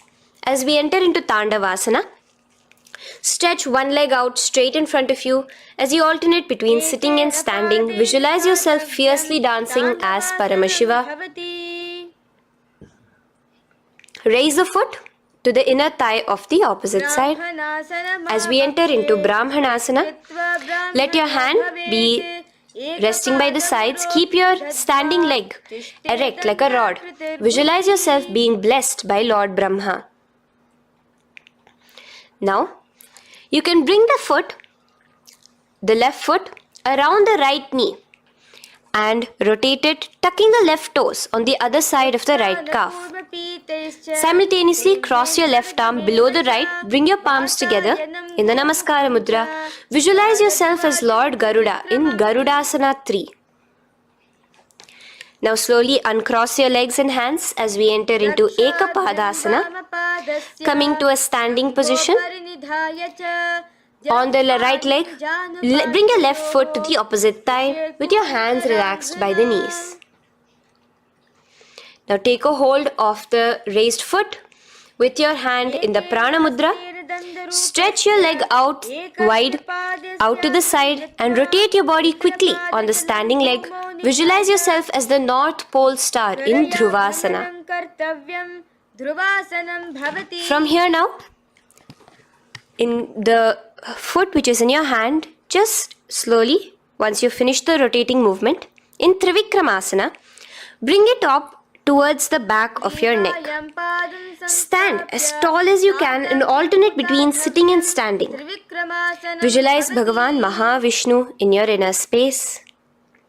Now you can take the leg out from behind your neck and stand straight. As we repeat the Parshvajanu Karana on the other side, bring your knee up to your chest, clasp your knee in a fist while the other hand comes to the opposite thigh. Hold there for a second and stretch your leg out. In Tandavasana, sit and stand. Visualize yourself fiercely dancing as Paramashiva. Bring the foot to the inner thigh, standing straight like a rod. Get your hands by your sides. Visualize yourself being blessed by Lord Brahma. In Brahmanasana on the other side. Move into Garudasana 3 on the other side as you rotate your leg over, your hand under. Visualize yourself as Lord Garuda. And uncross yourself as we move into Ekapadasana on the other side. Bring your foot to the inner thigh, to the root of the thigh, and stand straight. Clasp your toes, stretch it out as we go into Dhruvasana on the other side. Visualize yourself as a pole star rotating quickly. Come back to a standing position and bring your foot behind your neck. In Trivikramasana, sit and stand. Visualize Vishnu, Bhagavan Mahavishnu in your inner space. Now, stand tall as we do the Samanakha Karana. Stand with your feet close together, toes slightly pointed outwards. Keep both the hands to the side of the body. Take a moment to breathe in and breathe out and relax. Now, slowly relax and from the standing position, slowly bend forward, bringing both your hands underneath your knees. Now once you have squatted down fully, interlace the fingers together in the Parashamudra. Bring that interlaced fingers in front of your navel. In Ghorakanjali Asana, visualize the great sage Goraknatha, the founder of the Natha Yoga Hindu Sampradaya. As you do the Jiva Chala Kumbhaka, engage the Moola Bandha. The next asana is Kanchyasana. So now just slowly unwind your hands from each other, from your navel, and now bring your hands from the opposite side inwards underneath your calves and wrap your hands around your back. Hold them together in the Parashamudra. Keep your body, your upper body upright, visualizing the Supreme Pontiff of Hinduism in your inner space. The next is Bhairu Asana. So slowly unclench your hands and bring them out from underneath your legs. Keep your feet and knees together and in a squatting position, bring your hands behind your back, clasping them together, remaining in the Parashamudra. As you gaze at your navel center, visualize Bhagavan Kala Bhairava, the Lord of Time, in your inner space. The next asana is Varahasana. Now to gain your balance, you can lightly spread your legs apart and bring your hands to the back of behind you in the Anjali Mudra, palms together. Visualize a boar, one of the 10 incarnations, the Varaha Avatara of Mahavishnu, gazing at your nose. Now slowly relax, bring your hands out from behind you as we move into Pripithasana. With your hands in the Prana Mudra, with your index and middle fingers, clasp the respective big toes and come to a half squatting position where your hips are at your knee level. Visualize Swamiji in your inner space as you do this asana, Pripithasana. Slowly let go of your feet and place your palms flat on the ground in front of you with the fingers wide for balance. We're going to be balancing here in Bakasana. Place your knees on the back of your arms. Focus your eyes on one spot as you raise your feet off the ground, balancing here. Visualize yourself as a crow. The next asana is Shushtanga Kapali Asana. So now come to a kneeling position. So from there itself, you can directly put your head onto the ground, or else come to a kneeling position and place your head onto the ground. Palms spread for support. Raise your body onto your head, bringing your legs into the Padmasana. Gaze at your nose. Visualize Swamiji himself in your inner space. Come down now, uncrossing your legs as you come down. Sit onto your knees, keeping the toes flat. Now, Let your heels come outside of the hips. Keep your hands on your knees. In Guptasana, sit straight. Keep your gaze on your nose. Visualize you're sitting in the sacred secret seat with Paramashiva and your Guru, Swamiji himself. Now we are going to be kicking up into a handstand. So get ready. Place your palms on the ground, fingers wide for support.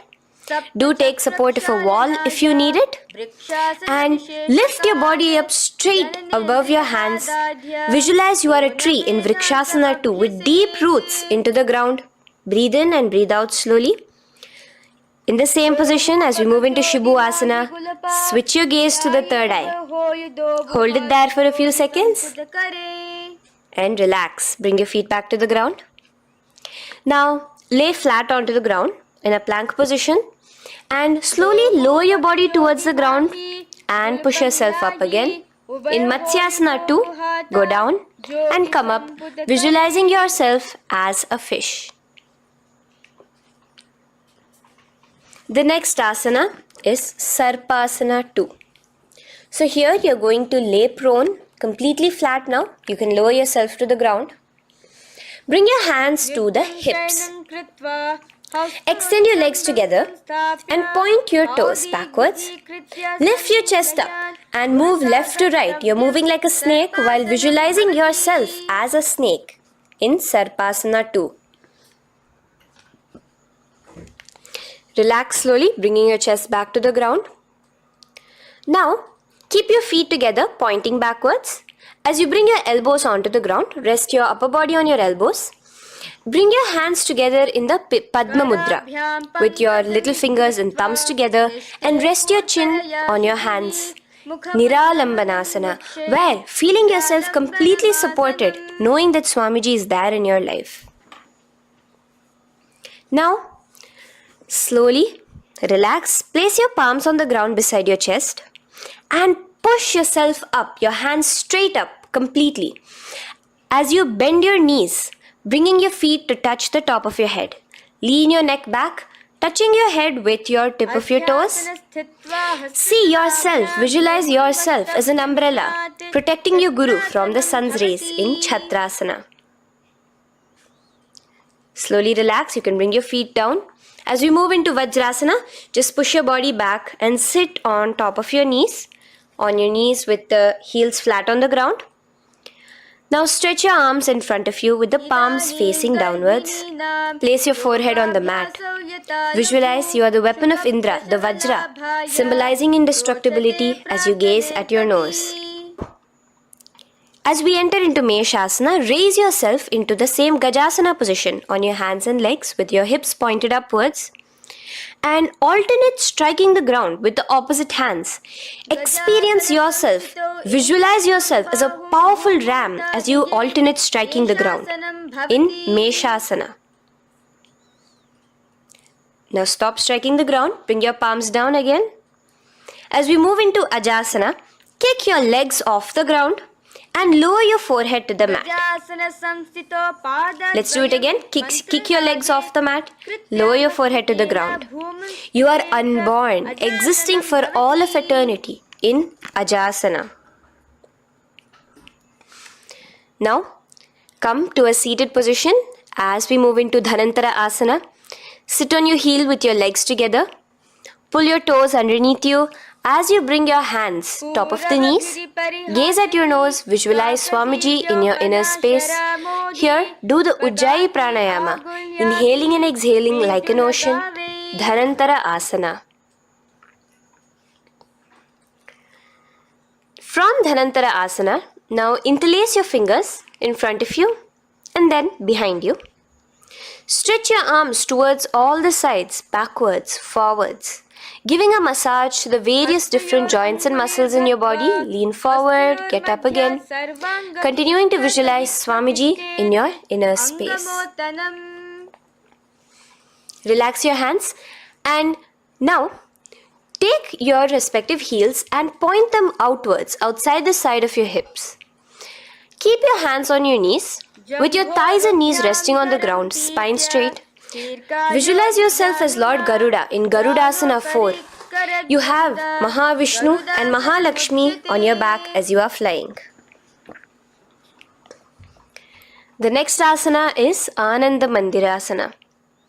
Now you can continue to remain in the same position. You can bring your feet pointing inwards. Use your hands to clasp underneath your ankle. Make sure your knees are spread out wide.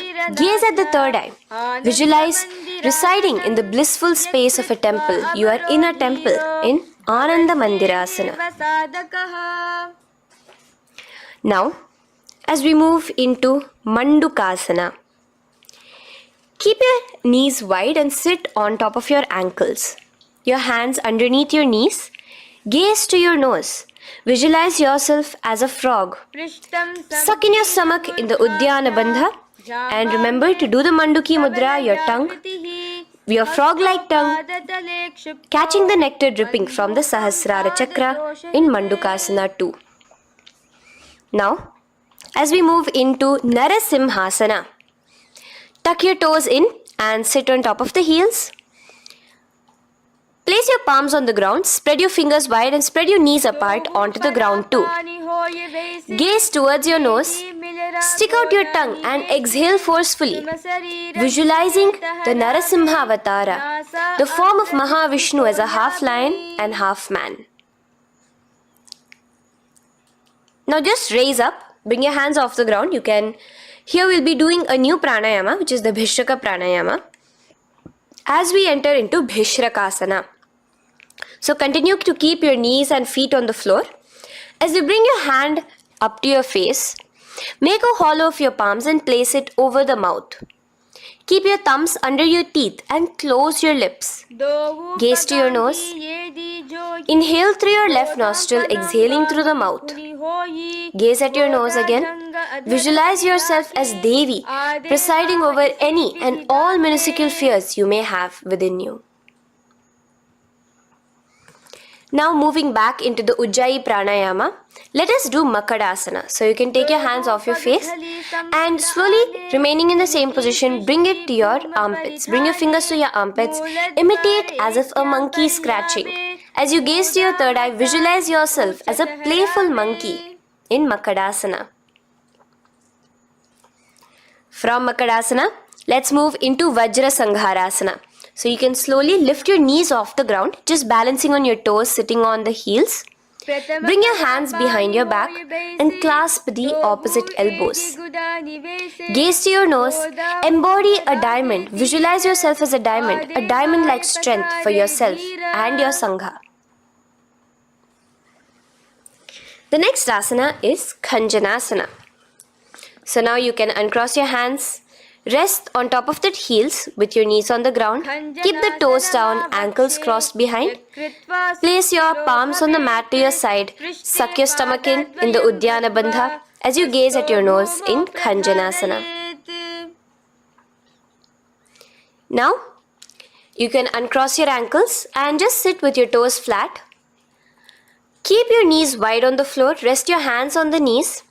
Just relax the Uddiyana Bandha, just sucking in your perineum in the Mula Bandha.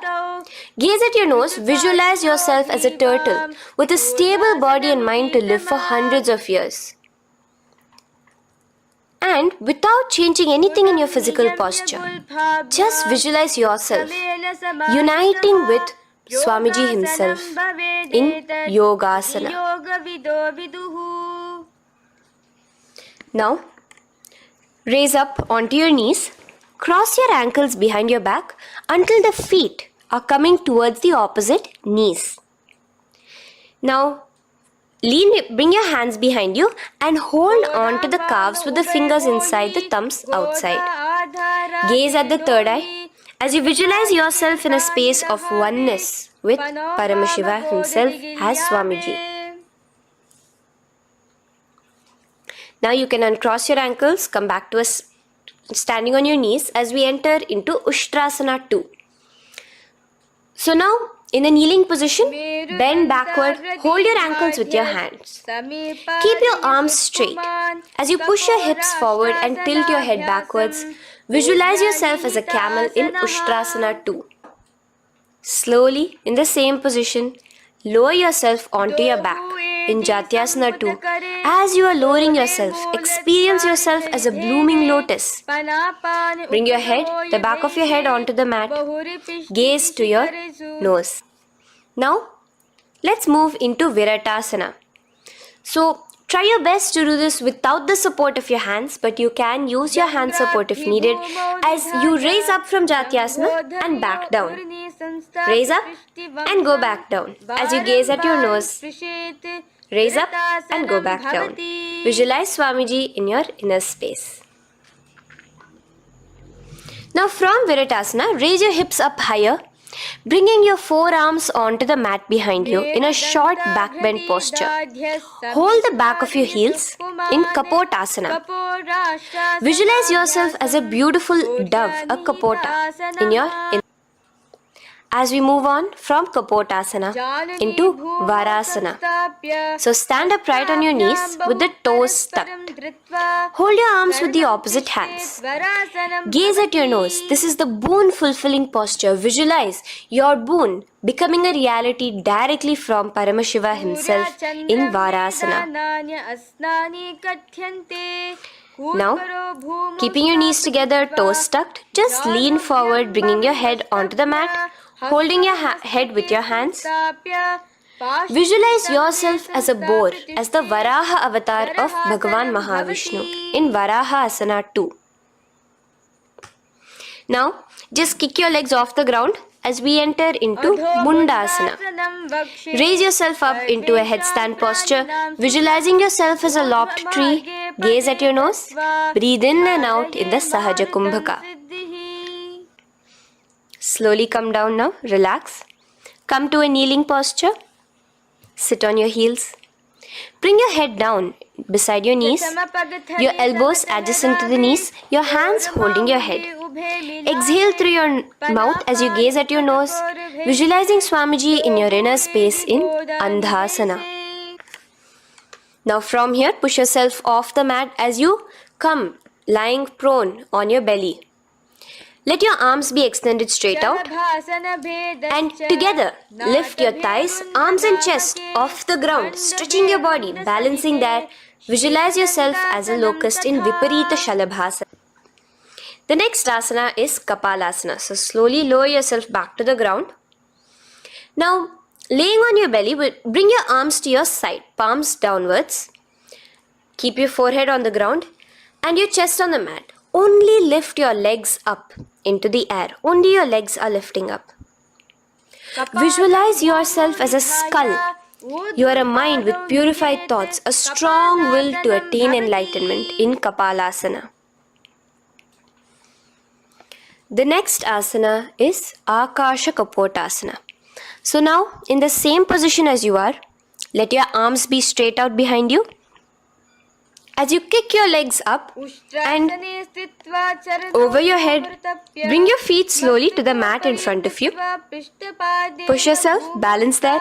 Visualize yourself as a free and open flying dove in Akasha Kapotasana. Bring your legs back out as you lay flat on the mat. Now push yourself onto your knees. Place your forearms on the ground and your chest down such that your navel is touching your knees. Be sturdy, visualizing yourself as a sparrow in Chatakasana. The next asana is Vrishchikasana 2. So your forearms are on the ground.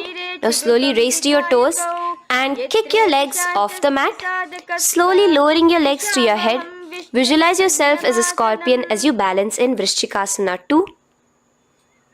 Slowly release yourself, coming back to the ground as we enter into Vrishasana. Sit down on top of your right heel and let your left foot remain outside of the hip, the ankle to the side. Place your hands on the mat, visualizing yourself as a bull in Vrishasana. Now, bring both your knees underneath you, sit on both your heels, cross your left leg over top of the right lightly and in Lolasana, push yourself off the ground. Your knees are off the ground, you're just balancing on your hand above the mat. Visualize Swamiji in your inner space. Lower down now, Bring the left foot now outside. Bring the right foot out and sit on your left heel now. As we do Vrishasana on the other side, visualize yourself as a bull. From here, let us get into a very powerful asana, Balagunasana. So, place your left toes on the ground, sit on the heel of your left foot. Place the right foot flat with the knees raised towards your chest. Maintain your palms on the respective knees. Be upright. Visualize Balagunahai, one of the 84 Siddhas in your inner space in Balagunasana. Now come to a squatting position. Let your feet be flat as you bring your elbows under your thighs and calves, wrapping it around your shins. Hold on to your ankles from the outside in Grahasana, visualizing yourself as an entire planet. Now, you can unwrap yourself as you sit on top of the opposite heel in Balagunasana on the other side. Maintain your palms on the respective knees. Visualize Balagunahai, one of the 84 Siddhas in your inner space. Now, sit upon both the toes with the heels up and knees off the mat, knees pointing forward. Now, keep your hands downwards on the respective knees. Keep your spine upright as you visualize Swamiji in your inner space in Utkatasana. The next asana is Vajra Sangharasana. Just spread your knees out wide in Utkatasana. Spread your knees out wide. Clasp the elbows behind your back. Visualize Swamiji in your inner space in Vajra Sangharasana 2. The next asana is Anilasana. Now, sit with your feet hip width apart. Bring your hands under the soles of your feet from inside. Your palms facing downwards. Step onto your hands. Keep your arms straight, elbows together at the navel. Gaze to your nose. Visualize yourself able to consume and live off of air alone in Anilasana. The next is Padukasana. So from Anilasana, you can release your hands. Place the back of your hands on the mat with your fingers facing upwards. With your fingers facing towards your body, palms upwards. Step your feet on top of your hands and wrap your hands around your feet like a shoe. Walk around. Visualize you're wearing padukas, walking across the length and breadth of the world in Padukasana. Now bring your palms onto the ground. Stop moving around as we move into Kukutodana. Kick your feet up into the air and let them fall back down. Let's go up again and come down. Kick up and go down. Visualize yourself as a rooster in Kukutodana. The next is Viparita Nrityasana. So as you're kicking yourself up, you can go up into a complete handstand posture, which is Viparita Nrityasana. Do take support if needed. And move around on your two hands as if you are dancing in Viparita Nrityasana. Slowly come back down to a standing position. Lean forward and let your feet be slightly apart from each other. Bring one palm down on the mat with the arms straight. Bring the opposite hand to your head and be stable in Kunjarasana. Now just put that hand down as you bring the other hand to your head, repeating Kunjarasana on the other side. Be stable here. Now you can squat back down onto the ground. Keep your feet flat. Hold your respective ankles and lift your feet off the ground in Kadamba Asana. Visualize yourself as a Kadamba tree, a pious tree that promotes a long life.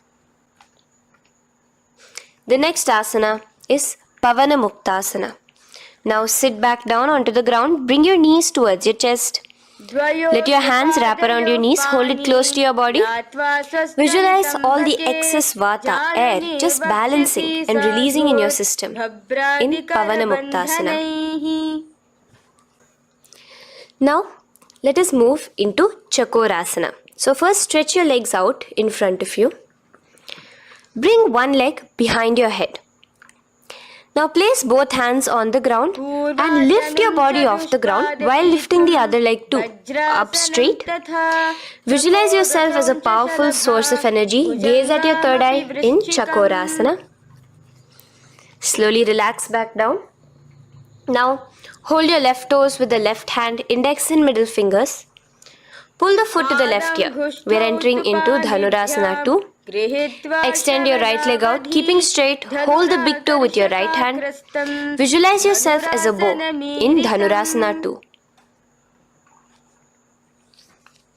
The next is Ashtavakrasana. So lift your left leg over top of the left shoulder. After releasing your hands, bring the right foot across and hook it on top of the left foot. Lean forward and down, keep your palms onto the ground. Extend your legs out to the left, lift your head up and chest. You're completely balancing only on your hands as you visualize yourself as a flying crane in Ashtavakrasana. Now slowly relax down. From here, bring your right foot to the left thigh and your left foot flat onto the ground.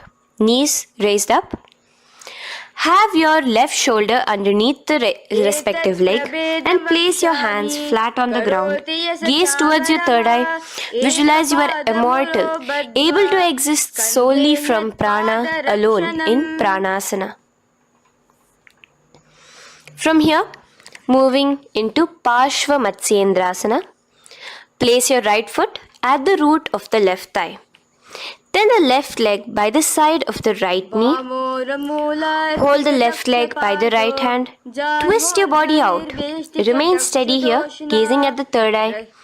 Visualize Matsyendranatha, the great Rishi Yogi, master of Hatha Yoga, in your inner space. Now slowly unwind yourselves. As we repeat Chakorasana on the other side, lift the other leg behind your head. Place both your hands on the ground and keep your entire body off the ground straight up. Gaze at your third eye, visualizing yourself as a powerful source of energy. Now relax back onto the ground. Let's repeat Dhanurasana 2 on the other side.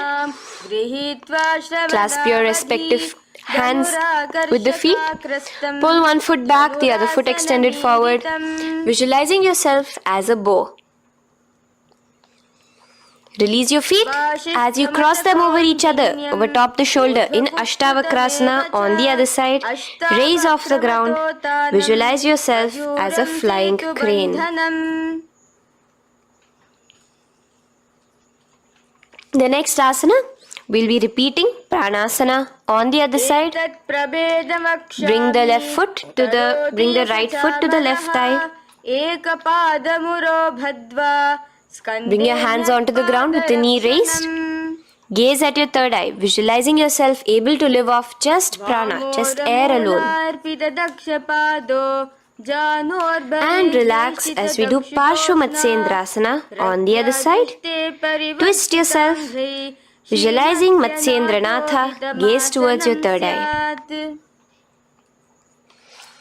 And from there, let us enter into Ardha Paschimottanasana. Keep one leg straight and press your perineum with the other heel. Bring your chest forward and down. Hold your toes and feet and bring your head towards your knees. Here in Ardha Paschimottanasana, visualize Swamiji in your inner space. Now raise up and the foot which was at the inner thigh, now rotate it outside of the hip. Now hold the sole of your other foot and lift your leg up towards your forehead. Try to bring your knee to your forehead as you keep your knee straight. Gaze to the nose in Kraunchasana. Visualize yourself as a crane. Now slowly relax down your leg. Now the leg which is now straight, you can bring it to the inner thigh as you straighten out the other leg. As we repeat, Ardha Paschimottanasana on the other side. Lean forward and down, clasping your foot. Bring your forehead to your knee.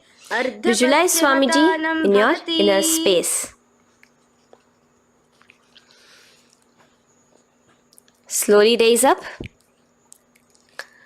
Place your right ankle outside of the hip now. Hold the sole of the left foot, lifting the leg up towards your forehead. Stretch yourself there. Gaze at the tip of your nose. Visualize yourself as a crane in Kraunchasana on the other side. Now, from here, bring the soles between the thighs and calves. So once you have relaxed yourself, bring your soles between the thighs and calves. Keep your spine straight, palms resting on your knees. Visualize a swastika, embodying peace, well-being, good fortune and prosperity as you gaze at your nose in swastikasana. Now without changing anything about your position, just take your hands alone. Cover the respective heels with your hands in Gorakshasana as you tuck your chin to your chest in Jalandhara Bandha.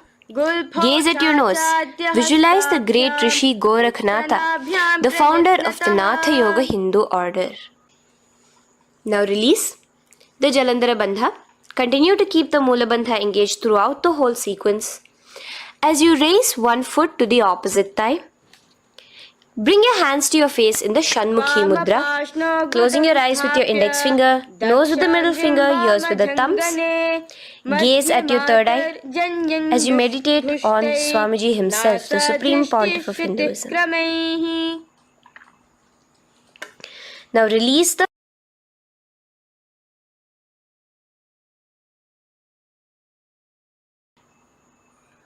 Shanmukhi Mudra. And in Yogasana 2, bring your legs into the Padmasana position over the opposite thighs. Keep your hands flat onto the ground beside your knees with the palms facing upwards. Sit straight, gaze at your nose. Here we'll be starting the Kaka Chanchu Kumbhaka, where your inhalation will be through your tongue wrapped like a pipe, and your exhalation will be through your nose. From Yogasana 2, now keeping your palms beside your body, just switch them around to be flat on the ground and push your entire body off the ground, balancing. Visualize yourself as a rooster in Urdhva Kukkutasana. Now relax down, come back to a seated position on the floor, keeping your legs in Padmasana. Insert your hands through your knees and place them on the mat. Remember, do not lift your body up, just stay seated down there. In Siddha Haritali-asana, gaze to your nose, visualize Swamiji himself in your inner space. From there, let's enter into Hamsasana, where you will actually be pushing yourself off the ground. Lift your thighs up high above your shoulder, above your elbows as much as possible. Gaze to your nose, visualizing yourself as an elegant swan in Hamsasana. Now release yourself. Now, do not take your hands out from between your thighs and calves. Just go onto your knees and reach your hands behind your body with your fingers interlaced in the Parashu Mudra. Bring your forehead to the floor as you gaze at your nose. Visualize yourself as Lord Paramashiva's bow in Karmukasana. Now, slowly come back to the seated position as we move into Kurmasana 2. Keeping your hands in between your thighs and calves, bend your elbows and hold your respective shoulders with your hands. Visualize yourself as a turtle, a stable body and mind to live for hundreds of years. Now in the same position, just engage the Jalandhara Bandha, tucking your chin to your chest as we move into Granthi Bhedasana, gazing at your nose. Rejoice, knowing you are in Paramashiva's secret knot posture. And from there, release the Jalandhara Bandha as you roll onto your back. Keep your hands on the shoulders, laying flat on your back. As you visualize yourself as a turtle on its back, playful, gaze at your nose in Uttana Kurmasana. Now rock yourself back to a seated position as we do Pangu Kukkutasana. Now it's the same as your hands between your thighs and the calves, except you will be placing one hand flat on the mat. Hold the wrist with the other hand. Lift your body up and holding only on one hand. Visualize yourself as a rooster in Pangu Kukkutasana. Now release back to the ground. Hold. Let's do Pangu Kukkutasana on the other side. Place the other palm flat and bring the other hand holding the wrist. Push yourself off the ground. Visualize yourself as a rooster. Continue the Kakachanchu Kumbhaka, sucking in your breath through your curled tongue and exhaling through your nose. As you slowly extricate your hands from between your thighs and calves, let's do Girdharasana here. So now, interlace your fingers in the Parashamudra as you place your elbows on the feet, remaining your legs in Padmasana. Lean forward and down, resting your chin on your knuckles. Place your thumbs to your throat in Girdharasana. Visualize Swamiji in your inner space. From there now, sit straight into Padmasana 3. So with your legs in Padmasana, bring one hand over the other near your navel center. Engage all the three bandhas, suck in your stomach, clench your perineum, tuck your chin to your chest and gaze at your nose in Padmasana 3. Slowly now, as we move into Padmasana 4, bring your hands to the respective knees. Release the Jalandhara Bandha and release the Uddiyana Bandha, just engaging the Moola Bandha alone. Visualize Paramashiva in your inner space as you gaze at your nose in Padmasana 4.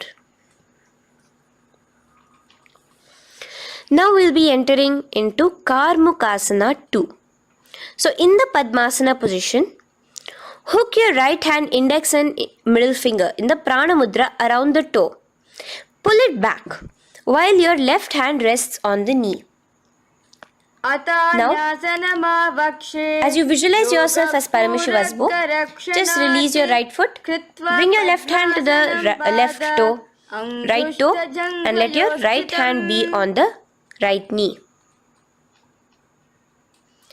Now from here, let's do Karmukasana 3. So you can release your toes, cross your hands behind your back, continue to keep your legs in Padmasana, and with your respective hands, cross behind your back. Hold on to the toes in the Prana Mudra. Engage all the three bandhas, suck in your stomach, clench your perineum, tuck your chin to your chest. Visualize yourself as Paramashiva's bow in Karmukasana 3. Slowly relax the bandhas, just keeping the Moola Bandha. Continue to hold on to your toes. Release the Uddiyana Bandha and the Jalandhara Bandha. Switch your gaze to the third eye. Visualize you are Paramashiva's third eye itself. Anything you come across, you just rejuvenate it, destroy it in Dridhasana. Now, try to keep your hands at the toes. If not, just keep your hands crossed behind you as you lean onto your back in Padmasana, where you are entering into the Nagrasana position. Lay flat onto the back, visualizing yourself as a snake, gaze at your nose in Nagrasana. Do the Sahaja Kumbhaka, simple breathing, inhaling and exhaling.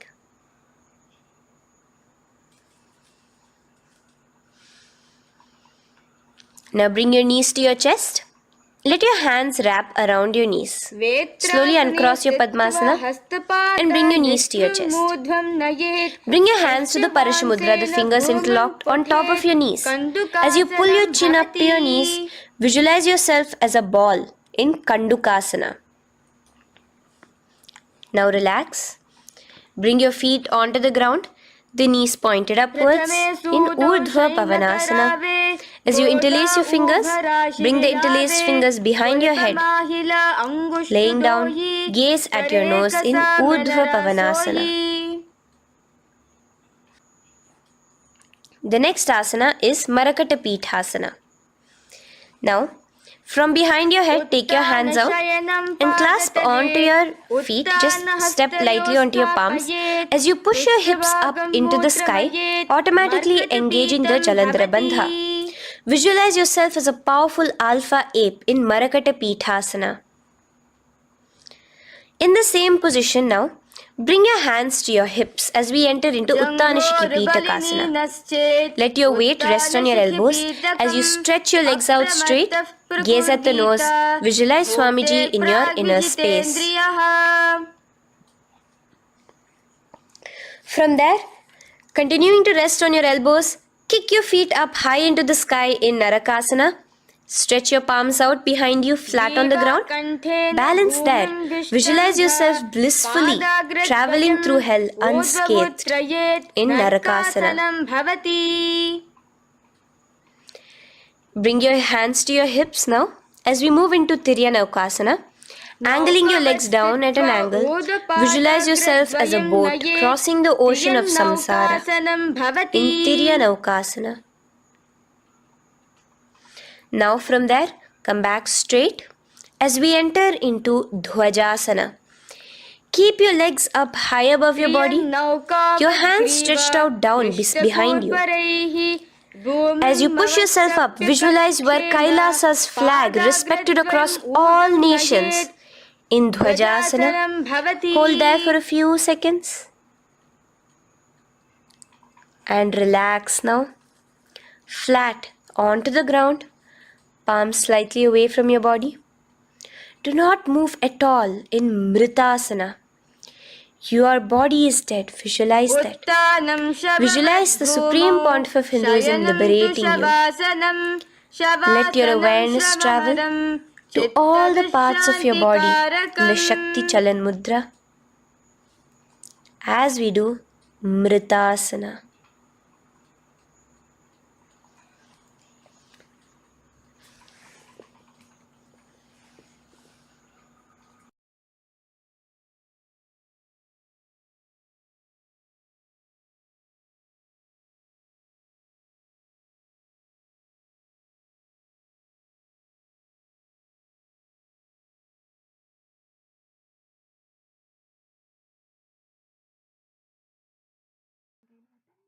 Om Purnamadah Purnamidam Purnat Purnamudachyate Purnasya Purnamadaya Purnamevavashishyate Om Shanti Shanti Shantihi Harihi Om Tat Sat Sarvam Bhagavat Shri Nityananda Paramashiva Padukarpanamastu Om Nityanandam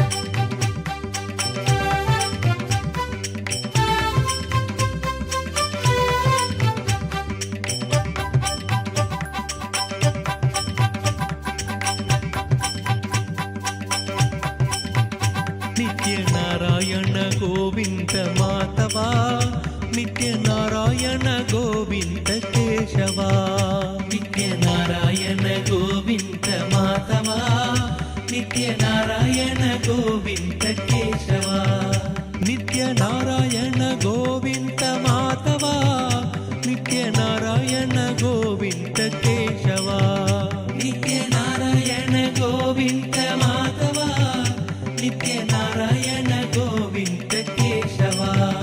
ಹರ ನಿತ್ಯ ನಿತ್ಯನಂತ ಹರೆ ನಿತ್ಯ ಹರೆ ಹರೆ, ಹರೆ ನಿತ್ಯ ನಿತ್ಯನಂತ ಹರೆ ನಿತ್ಯ ಹರೆ ಹರೆ, ಹರೆ ನಿತ್ಯ ನಿತ್ಯನಂತ ಹರೆ ನಿತ್ಯ ಹರೆ ಹರೆ, ಹರೆ ನಿತ್ಯ ನಿತ್ಯನಂತ ಹರೆ ನಿತ್ಯ ಹರೆ ಹರೆ.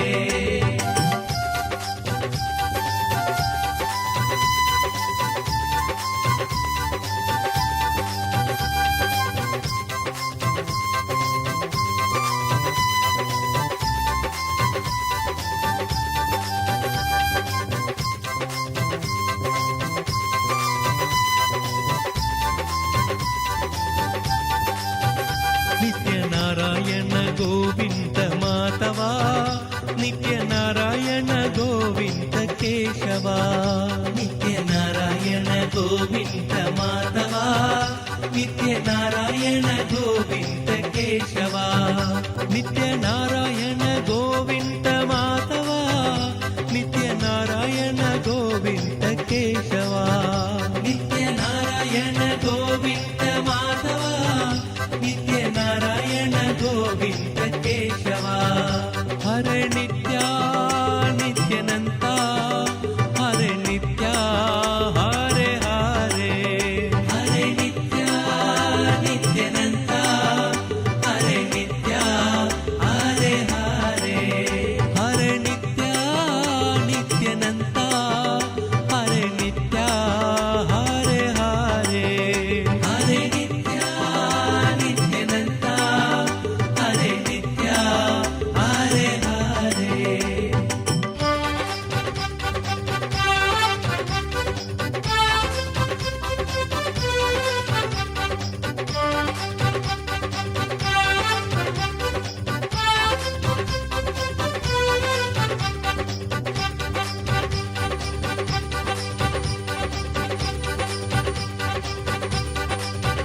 ನಿತ್ಯ ನಾರಾಯಣ ಗೋವಿಂದ ಮಾಧವ, ನಿತ್ಯ ನಾರಾಯಣ ಗೋವಿಂದ ಕೇಶವ, ನಿತ್ಯ ನಾರಾಯಣ ಗೋವಿಂದ ಮಾಧವ, ನಿತ್ಯ ನಾರಾಯಣ ಗೋವಿಂದ ಕೇಶವ, ನಿತ್ಯ ನಾರಾಯಣ ಗೋವಿಂದ ಮಾಧವ, ನಿತ್ಯ ನಾರಾಯಣ ಗೋವಿಂದ ಕೇಶವ, ನಿತ್ಯ ನಾರಾಯಣ ಗೋವಿಂದ ಮಾಧವ, ನಿತ್ಯ ನಾರಾಯಣ ಗೋವಿಂದ ಕೇಶವ, ನಿತ್ಯ ನಾರಾಯಣ ಗೋವಿಂದ ಮಾಧವ, ನಿತ್ಯ ನಾರಾಯಣ ಗೋವಿಂದ ಕೇಶವ, ನಿತ್ಯ Narayana Govinda Madhava.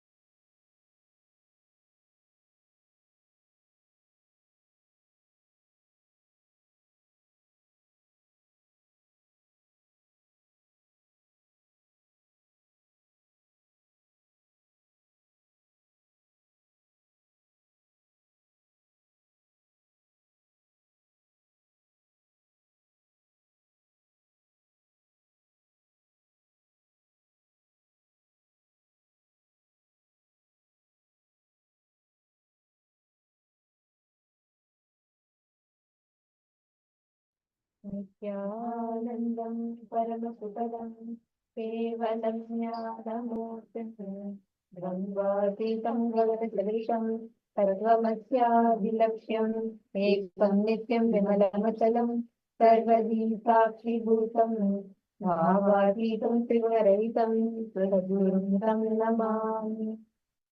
Nityanandam to all the participants for today's program.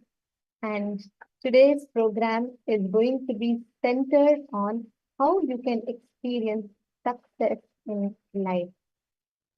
All the participants that are here, so every one of you that have joined with us, the entire experience of today's program is centered on giving you a breakthrough, a super conscious breakthrough. And today's especially is designed for catering to how you can achieve success in every aspect of your life. Any aspect that you pick up, how you can achieve success in those aspects of your life. Hope all of you enjoyed the yoga. How many of you did the yoga? Mark Sharmain News. Everyone, I request all of you to share how many of you did the yoga, how was the experience of yoga, Nityanandam, Robert Ramaya.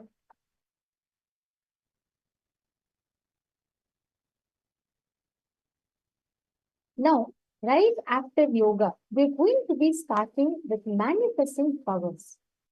How you can manifest the power and give yourself a breakthrough. When you manifest powers, Paramashiva says, Kapalantar manonyasya tishanmilitalochanaha kramena manaso dadyat lakshye lakshyamuttamam. Means, just by manifesting the power of the third eye, when you sit stably and establish yourself in oneness with the source of your first person, and when you experience that intensely in you, Paramashiva says, not only he can see any object beyond the sight, but he can see the ultimate goal, Lakshyam, which will reveal any place, anything that they want, attaining the space of oneness with the source, Parameshwara. If you just experience, sit with yourself in that space of oneness, anything that comes in your breathing space, you will be able to identify and experience oneness with it. I'm going to now request all of you to please blindfold yourself, and I'm going to be projecting an image. And I request all of you to scan and identify what that image is. Describe it in detail. Let us start. Please connect to Swamiji. Chant the Mahavakya.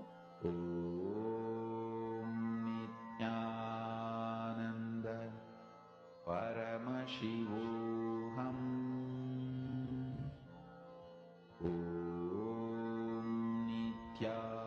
Nityananda Paramashivoham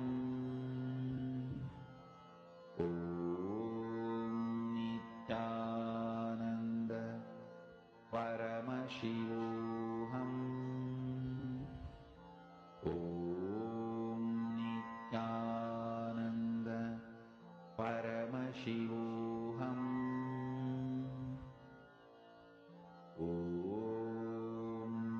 Nityananda Paramashivoham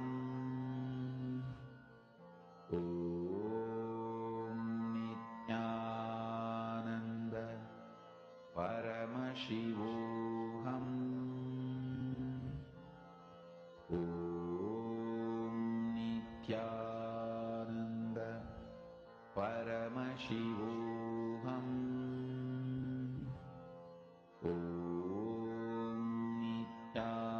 Nityananda Paramashivoham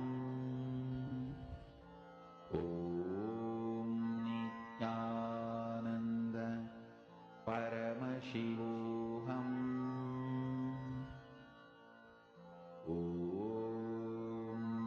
Nityananda Paramashivoham Nityananda Paramashivoham